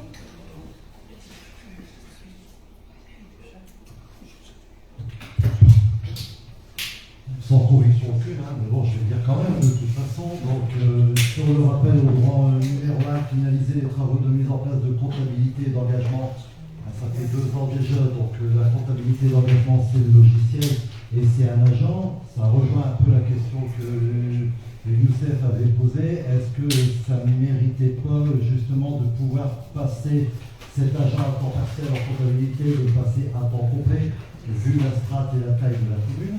Mais bon, sur le point numéro 2, procéder à l'amortissement, ça on peut l'entendre parce que l'amortissement c'est compliqué et la procédure elle est multipliée avec le passage à la M57. Mais c'est surtout sur le rappel numéro 3 qui est de mettre en place une procédure de suivi de délai des paiements. Alors vous me dites que c'est majoritairement respecté, les délais de paiement hormis les 5 cas précités de litige. On ne parle pas de ce délai-là, on parle du délai imparti, des 2 mois qui sont impartis pour payer les factures. Je reviens à ce que je disais tout à l'heure, on n'a pas pu l'analyser complètement parce que les documents sont arrivés trop tard. Mais quand on a des factures qui datent du mois de février qui sont payées en novembre, le délai n'est pas respecté. Et ce n'est pas une, deux, trois factures, c'est beaucoup de factures. Donc voilà. Sachez en tout cas que nous, on votera contre et qu'un rapport contradictoire sera envoyé aussi auprès de la Chambre régionale des comptes. Parce que voilà, il faut aussi pouvoir signaler les choses. Encore une fois, c'est toujours de l'argent public, c'est l'argent des contribuables. Et donc à un moment donné, il faut être clair aussi là-dessus. C'est tout ce que j'ai à dire. En tout cas, comme j'ai dit, l'analyse fiscale sera transmise par les services d'appeleurs.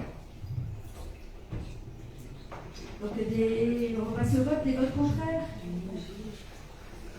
C'est le vote contraire, des abstentions. Je vous remercie. Concernant la reconduction de l'organisation du temps scolaire dans les écoles, donc la proposition en accord avec les directeurs et dans l'attente des conseils d'école, parce que le conseil d'école n'a pas lieu, c'est un avis vis-à-vis des directeurs, la semaine de 4 jours avec plus de demi-journée. Donc c'est toujours maintenu. Donc y a-t-il des demandes d'intervention à ce sujet? Des votes contraires? Des abstentions? À l'unanimité, je vous remercie.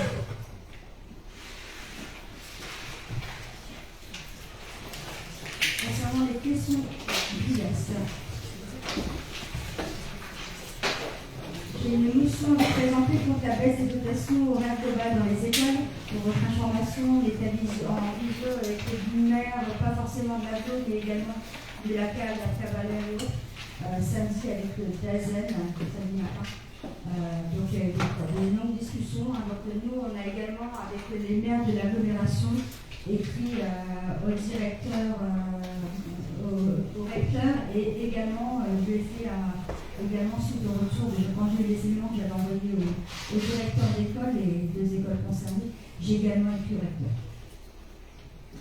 Donc depuis la mi-janvier 2024, la communauté éducative ainsi que de nombreux élus de territoire expriment de vives inquiétudes face à la récente tendance à la baisse des dotations horaires globales dans les écoles, notamment à Maison, à l'école maternelle d'Olto et à l'école primaire.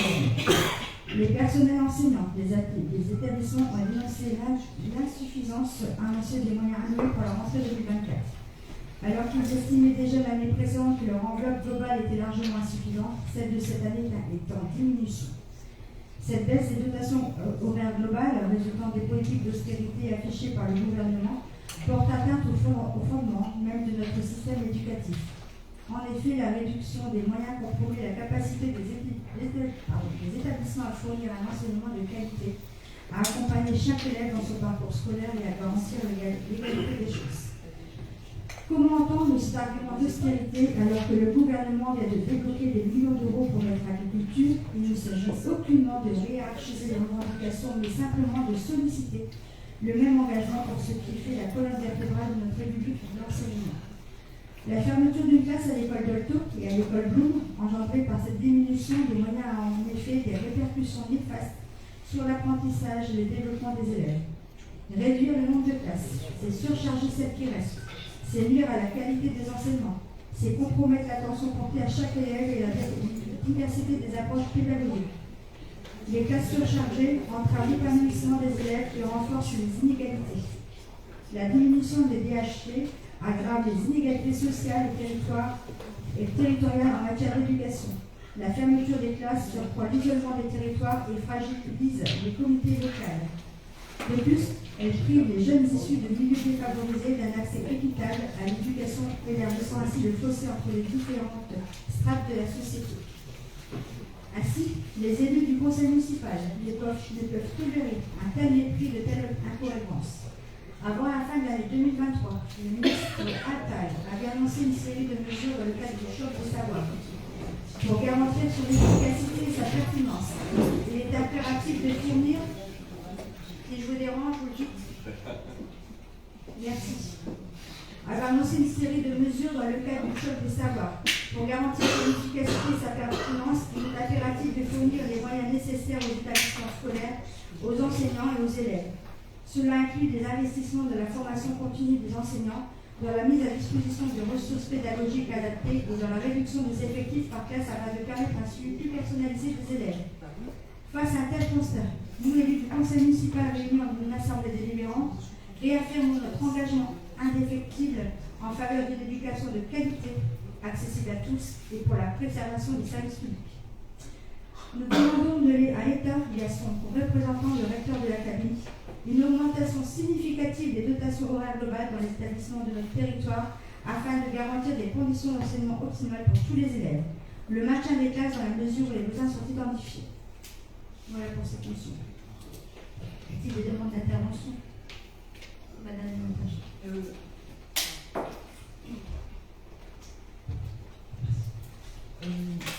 Là, dans la motion, vous parlez de la baisse des dotations horaires globales dans les écoles, mais dans quelles écoles du coup?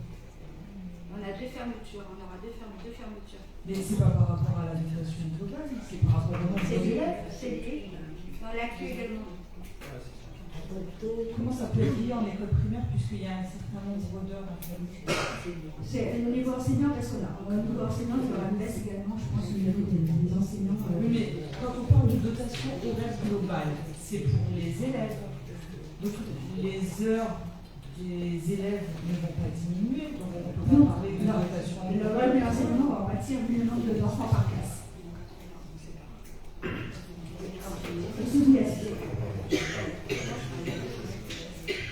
C'est simplement pour apporter une précision, oui, la DAG, c'est les heures post, donc les heures d'enseignants qui sont supprimées en connaissance de cause, étant donné même dans le secondaire, d'autres postes sont supprimés et des DAG. Moi, je voulais simplement revenir sur le fait qu'on est, dans le fond, on est totalement d'accord avec la motion, il n'y a pas de souci.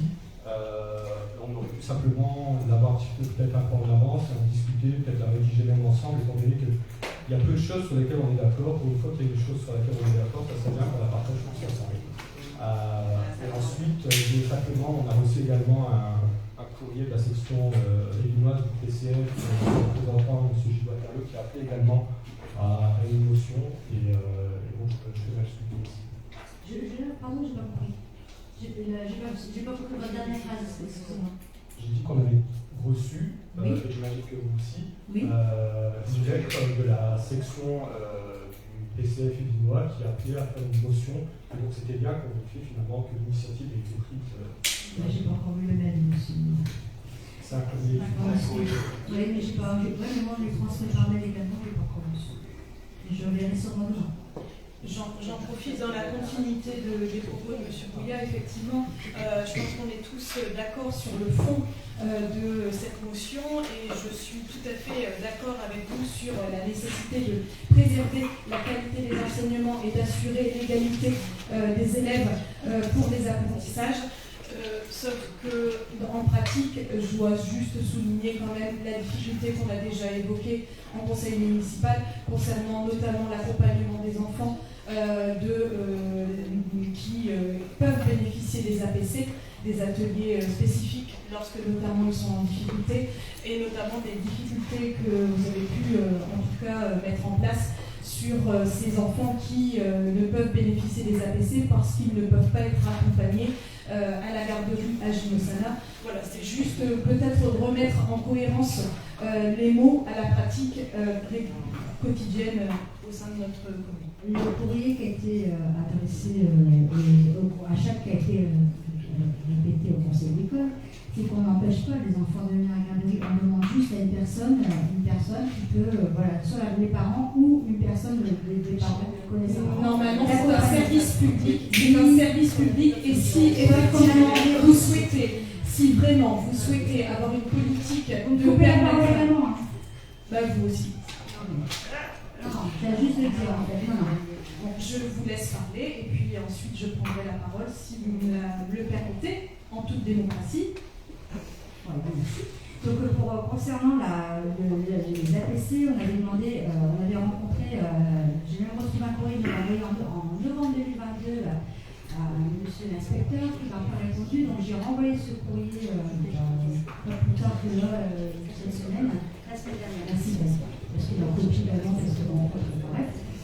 Et du coup, j'entends on avait demandé une mutualisation concernant une harmonisation, même pas une mutualisation, une harmonisation concernant justement les heures d'APC.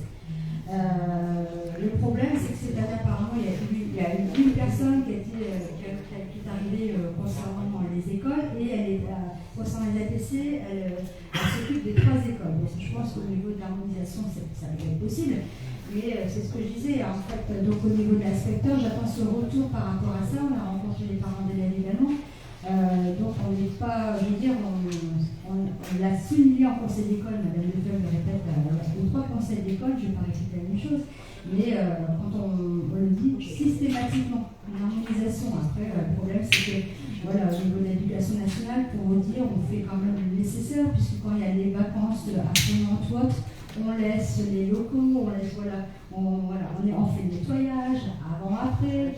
Voilà, il n'y a pas que ça, mais donc voilà, dites pas qu'on n'est pas non plus attaché à ce service.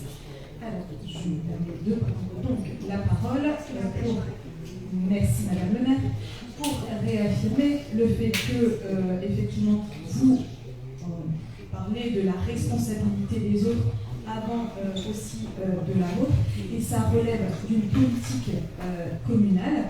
Ça peut relever, si vous le souhaitez, et en tout cas si vous souhaitez le mettre en place, ça relève de votre compétence de pouvoir permettre cet accompagnement des élèves qui sortent de l'école, qui peuvent bénéficier de la garderie. Et donc voilà, ce n'est pas une question de l'académie, ce n'est pas une question des chefs d'établissement scolaire, ça relève aussi de votre responsabilité, et si vous le souhaitiez vraiment, vous pourriez trouver les moyens nécessaires et ne pas faire reposer cette responsabilité soit sur les parents, soit sur les chefs d'établissement. Voilà, c'était juste cette remarque que je voulais faire.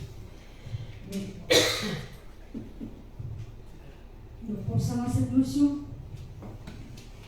il n'y a pas de rajout. Je vous contacte à terre. On peut passer au vote. Des votes contraires, des abstentions, à l'unanimité, je vous remercie. Donc, on va passer aux questions du groupe Agir Ensemble sur la sécurité, jeunesse, communication, propreté, environnement, on va sauter dans l'ordre de travaux, sécurité, vie associative.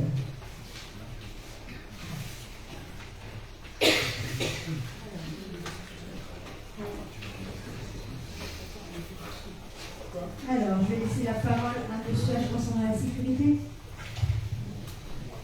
Alors, concernant la sécurité, vous nous avez posé une question sur une incivilité qu'on retrouve à peu près dans toutes les communes de France. Les gens qui laissent leurs poubelles sur la voirie, en dehors des horaires de ramassage. Moi, je suis convaincu aussi comme vous que c'est une incivilité, que chacun doit prendre sa responsabilité. Seulement aujourd'hui, c'est pas le cas de tout le monde. Vous savez effectivement qu'on peut mettre des amendes, jusqu'à 3 000 €, c'était dans votre question. Néanmoins, ici à la maison, on n'a personne qui va s'inventer, on n'est pas de gens habilités aujourd'hui à mettre ce genre de. À part Madame le maire, mais je pense pas que c'est Madame le maire qui va passer dans toutes les rues des maisons pour mettre des PV aux gens. Maintenant, ça c'est ma façon de voir les choses. Néanmoins, voilà, moi je vous dis qu'on pourra incorporer une mention dans nos prochaines communications municipales, un petit rappel au savoir-vivre. Voilà. Donc ça c'est la réponse que je vous apporte. Vous vous interpellez sur effectivement les quads qui reviennent encore sur la prairie. Donc on l'a constaté, on a saisi de nouvelles forces de police et vous demandez la caméra. Donc, effectivement, il y a une caméra qui doit poser. Il y a eu un couac là-dessus, un problème technique au sujet de l'alimentation et puis de son emplacement. Donc je rencontre avec Madame le maire prochainement le prestataire pour définitivement entériner ce problème et pouvoir mettre une caméra le plus rapidement possible. Oui, voilà. Ça fait peut-être 3 ans. Aujourd'hui, moi, ça fait 2 mois que je suis en poste et excusez-moi, j'essaye de faire au plus au plus vite. Aujourd'hui, on a pas avancé sur certains. Voilà. Oui, mais aujourd'hui, c'est moi qui est responsable des travaux de la sécurité. Non, mais c'est pas une attaque personnelle, monsieur. Non, mais je sais bien. Voilà. Aujourd'hui, moi, j'ai pris mon poste. Je prends mes fonctions, je l'assume. Et je vais faire tout ce qu'il faut pour y arriver. Voilà. Concernant le portail de l'école Bloom, comme je vous disais tout à l'heure, le portail de l'école Bloom, j'ai eu l'entrepreneur cet après-midi qui devait me confirmer qu'on pouvait bien poser pour la rentrée scolaire de février le portail. Donc je vous confirme que la semaine prochaine, il y aura les fondations qui seront faites, lundi ou mardi. On laissera sécher comme il se doit le béton. Et on viendra poser le portail la semaine d'après, donc c'est-à-dire la première semaine de vacances de février. Voilà. Je laisse la parole à Madame le maire. Concernant il y avait encore l'histoire de la FG que tu avais vue. Ah oui. Effectivement, je vais prendre. Oui, donc il y avait une Peugeot 206 qui a été accidentée. Donc, effectivement, les plaques ont été enlevées. J'ai été constaté il y a plusieurs semaines, plusieurs jours. Les plaques ont été enlevées, sauf que en fait, ils ont pas été jusqu'au bout parce qu'ils n'ont pas enlevé la vignette critère. Et sur la vignette critère, forcément, il y a l'immatriculation du véhicule. Donc on a bien entendu saisi les forces de police, on a retrouvé le propriétaire du véhicule et voilà, on est en accord avec ce monsieur. Et on a une procédure aussi d'assurance parce que dans ce petit accident qui a eu lieu, ce monsieur, cette personne, a démoli 2 piquets de passage piéton. Donc tout ça va être sans courant. Voilà, donc la voiture sera enlevée, j'espère, très prochainement. Alors, concernant la jeunesse, je vais laisser la parole à Madame Leclerc.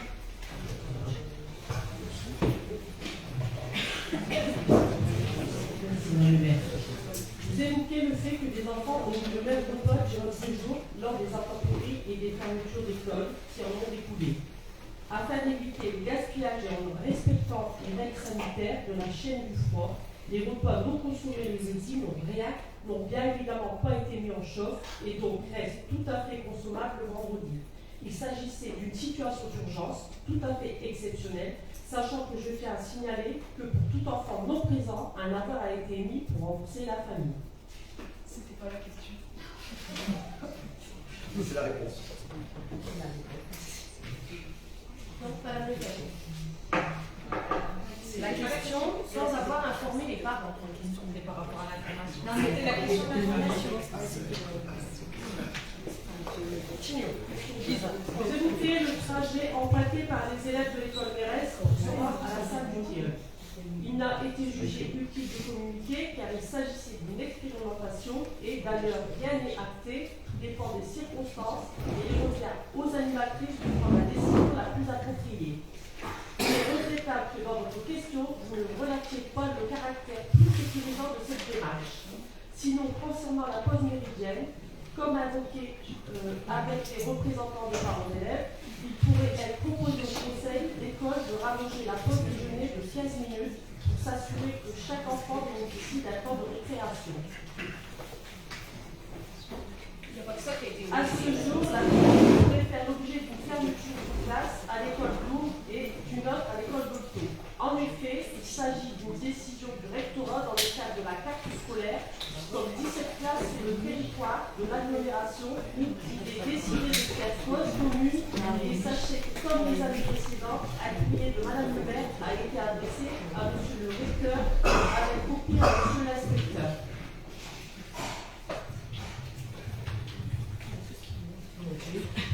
Nous prenons acte que le SECO a quitté la séance à 20h45.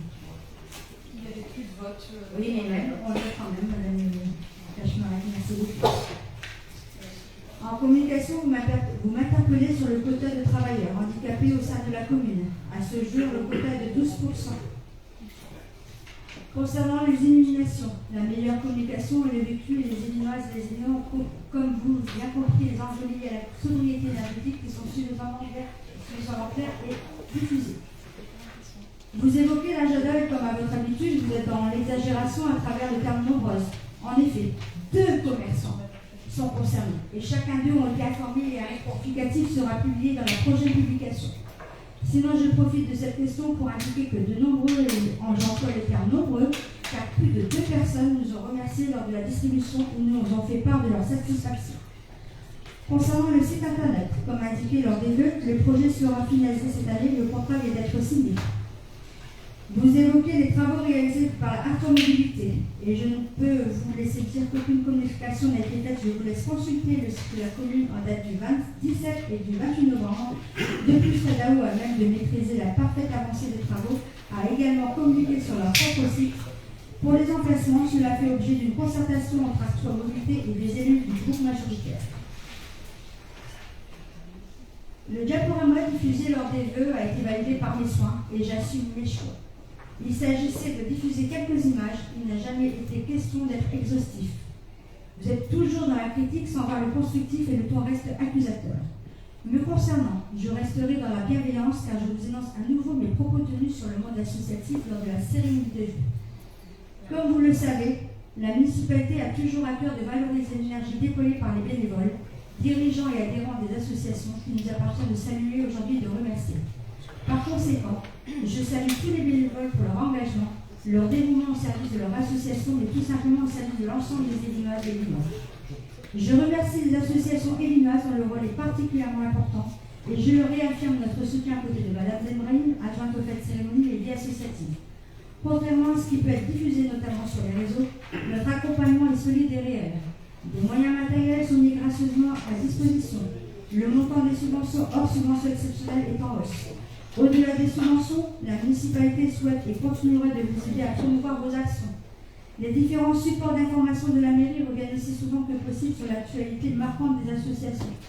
D'ailleurs, en octobre a été diffusé un débat info spécial vie associative.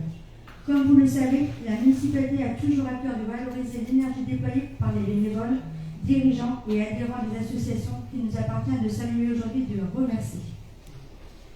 De nouveau, les exagérations dans le terme nombreux. Il est certain que les riverains qui ne trouvent pas gain de cause se tournent vers vous. Mais rassurez-vous, les demandes sont traitées. Car depuis le début du mandat, votre volonté est clairement affichée dans ce domaine. Vous n'accompagnez pas, vous ne défendez pas, vous combattez simplement la municipalité. Je vous propose en aparté de me les lister et je m'engage à vous indiquer les échanges qui ont lieu. Concernant l'environnement et la propreté, je vais laisser la parole à M. Foucandal.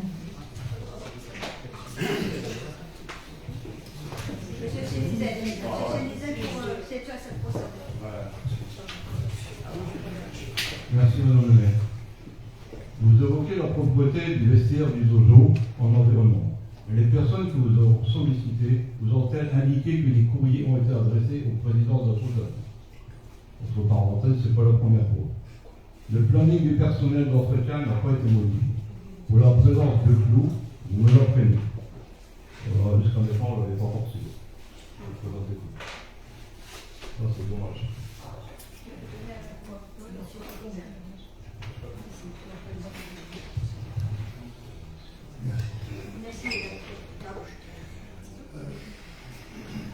Donc, pour la réunion d'une commission environnement, vous devez prévoir qu'elle aura lieu le 22 février. Parce que nous avons reçu les zones à énergie renouvelable. La cartographie est disponible depuis le 7 février et bien sûr, la réunion est programmée le 22 février. Concernant le cimetière, évoquer l'entretien n'est pas confié à la vie active. Concernant les travaux des lagages, une société a été mandatée. Concernant la boucle des Trois Cavaliers, la CAC et la société en propriété mitoyenne ont été alertées. Des études et expertises sont en cours. Je ne dispose pas à ce jour des conclusions. Pour l'accès aux marcheurs et vélos, la décision ne dépend pas de la commune ni de la CAC.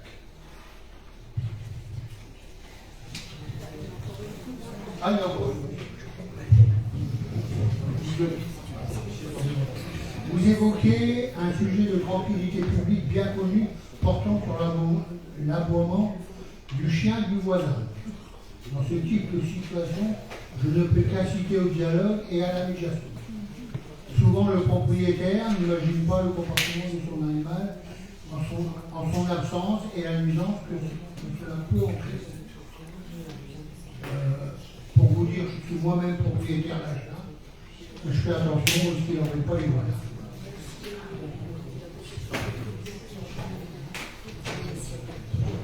Pour les travaux, je vais laisser de nouveau la parole à M. Hage. Alors, vous nous interpellez pour plusieurs questions sur les marquages au sol. Je vais répondre de manière globale. Parce que en fait, on a investi récemment dans la peinture de sol. Je vais rencontrer d'ailleurs plusieurs riverains des rues que vous citez, donc la rue Zola, rue Ravel, etc. Donc il y a des choses qui sont prêtes à être mises en place. Aujourd'hui, sur la rue Zola, il faut vraiment qu'on ait la fenêtre de tir parce que au niveau sécurité, moi je demande à Mme le maire de mettre un arrêté de circulation pour pouvoir que nos agents puissent travailler en toute sécurité parce que on fait attention à ça aussi. Aujourd'hui, les conditions météo, c'est quand même difficile à maîtriser. On a quand même subi pas mal d'intempéries depuis l'année dernière jusqu'à aujourd'hui, encore aujourd'hui. Sur le bâtiment, je peux vous dire que ce n'est pas des périodes faciles. Néanmoins, tout est pris en compte. On attend juste la fenêtre de tir pour qu'on fera une campagne, je pense, sur une semaine sur tout ce qui est marquage au sol, donc rematérialisation des stocks, les passages piétons qui ont été promis, qui seront réalisés. Voilà, donc c'est tout ce que je peux vous dire là pour l'instant sur le marquage au sol. Vous serez agréablement surpris, j'espère, quand tout ça sera mis en place. Voilà. Concernant les brises-vues de l'école Mérès, effectivement, il y a eu des discussions sur les brises-vues, il n'y a jamais rien qui a été officialisé là-dessus. Il y a des solutions qui sont à l'étude, brise-vue ou pas brise-vue, ça sera autre chose peut-être. Voilà. Les trous de la rue Guizet, de la rue Paul-Leroy, rue Zola, donc il y a des jeux de campagne. Moi, on a déjà, avec les services techniques, rebouché pas mal de trous de la rue Paul-Leroy. Rue Guizet, malheureusement, on bouche, on rebouche. La rue est dans un état de faïençage avancé. Sachez qu'on est en cours de rétrocession enfin avec nos OCP. Donc je pense que d'ici cet été, on sera enfin propriétaire de la rue. Il faut savoir qu'aujourd'hui, on bouche des trous sur une rue qui appartient à nos OCP. Donc voilà, on fait pour nos riverains, pour nos citoyens, mais aujourd'hui cette rue nous appartient. Donc on aura aussi une campagne, on a commandé du terre. Donc dès que les conditions météo le permettent, s'il faut, jusqu'à ce qu'on soit en pleine possession de cette rue. Pour le passage piéton, on a vu l'élagage du cimetière, effectivement, il y a un élagage qui a été fait des sols par une entreprise habilitée, parce que nos services techniques ne sont pas équipés, qui n'ont pas les habilitations et les arbres de bord notaire. Voilà. Ah oui, le projet d'épicerie solidaire. Donc j'ai lancé une consultation de maîtrise d'œuvre où j'aurais récupéré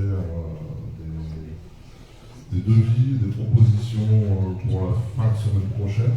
Donc une candidature de maîtrise d'œuvre pour faire une étude de faisabilité avec à la clé des plans, des esquisses, un estimatif chiffré, précis, qui vous permettra de voir la dimension du projet et puis avancer. Donc je serai au courant évidemment de tout ça par la suite. J'ai le dossier Zola, donc le dossier Zola, j'ai rencontré des administrés, on en a déjà pas mal parlé, j'ai déjà plus ou moins avancé des choses au niveau du marquage, on a remis en place des panneaux. Je suis en train de finaliser, il faut que je rencontre Madame le maire prochainement sur un projet d'écluse sur la rue Zola. Mais on avance, voilà. Donc, bien entendu, le projet d'écluse sera communiqué aux riverains, et puis les décisions qui seront prises. Parce qu'on peut faire plaisir à certaines personnes, et puis rendre malheureuses d'autres. Donc, il y aura, à un moment donné, il faudra qu'on tranche sur ce projet. Voilà. Merci. Et la chapelle. Donc la chapelle, oui, l'assurance a validé la prise en charge du titrage, on a signé le bon de commande, les travaux seront réalisés d'ici les prochaines semaines. Voilà. Merci, monsieur Richard. Concernant les associations, donc je vais prendre. En fait, Madame Brahim m'a donné ses réponses. Donc, vous m'interpellez sur la possibilité de cuisiner à la salle Fiole. Rien n'a été modifié. La cuisine de la SAD avec son four est mise à disposition des associations comme des particuliers. Donc, monsieur Sinzen, pour la question concernant le chauffage.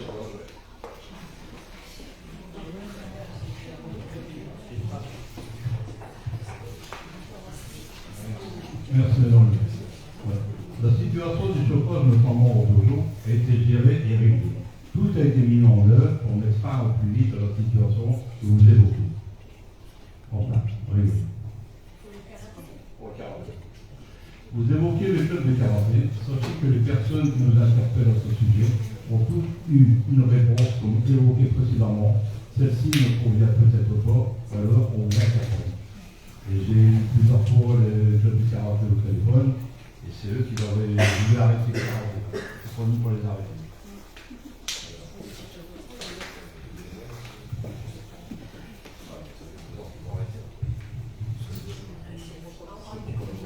Pour rejoindre ce que M. Smith vient de dire également, on a écrit à l'ancien président qui devait faire une assemblée générale extraordinaire pour mettre en place son bureau pour repartir au niveau des cours pour que les cours puissent se poursuivre. À la date d'aujourd'hui, on n'a pas de retour de notre courrier. Donc, comme l'an dernier, le carnaval est organisé avec les APE, seule association volontaire l'an dernier pour collaborer à cette manifestation, celle-ci plutôt réservée aux enfants. Ainsi, ce partenariat a été renouvelé cette année, notamment suite au succès de l'an dernier. Vous m'interpellez également sur la mise à disposition d'un véhicule auprès d'associations pour le transport de matériel. Pourquoi parlez-vous de cela comme une nouveauté? Cela existe depuis longtemps et chaque demande était jugée au cas par cas. Donc je pense qu'on en a fini avec les questions. Donc oui, Naïma m'a demandé de vous faire un petit rappel pour l'après-midi récréatif carnaval du coup de samedi. Il y aura le travail et la commune, donc ça sera de 15h à 17h à la salle du Tilleul. Voilà, donc vous allez avoir différents ateliers organisés par les APE et puis la commune. Voilà, je vous remercie. Merci pour votre attention.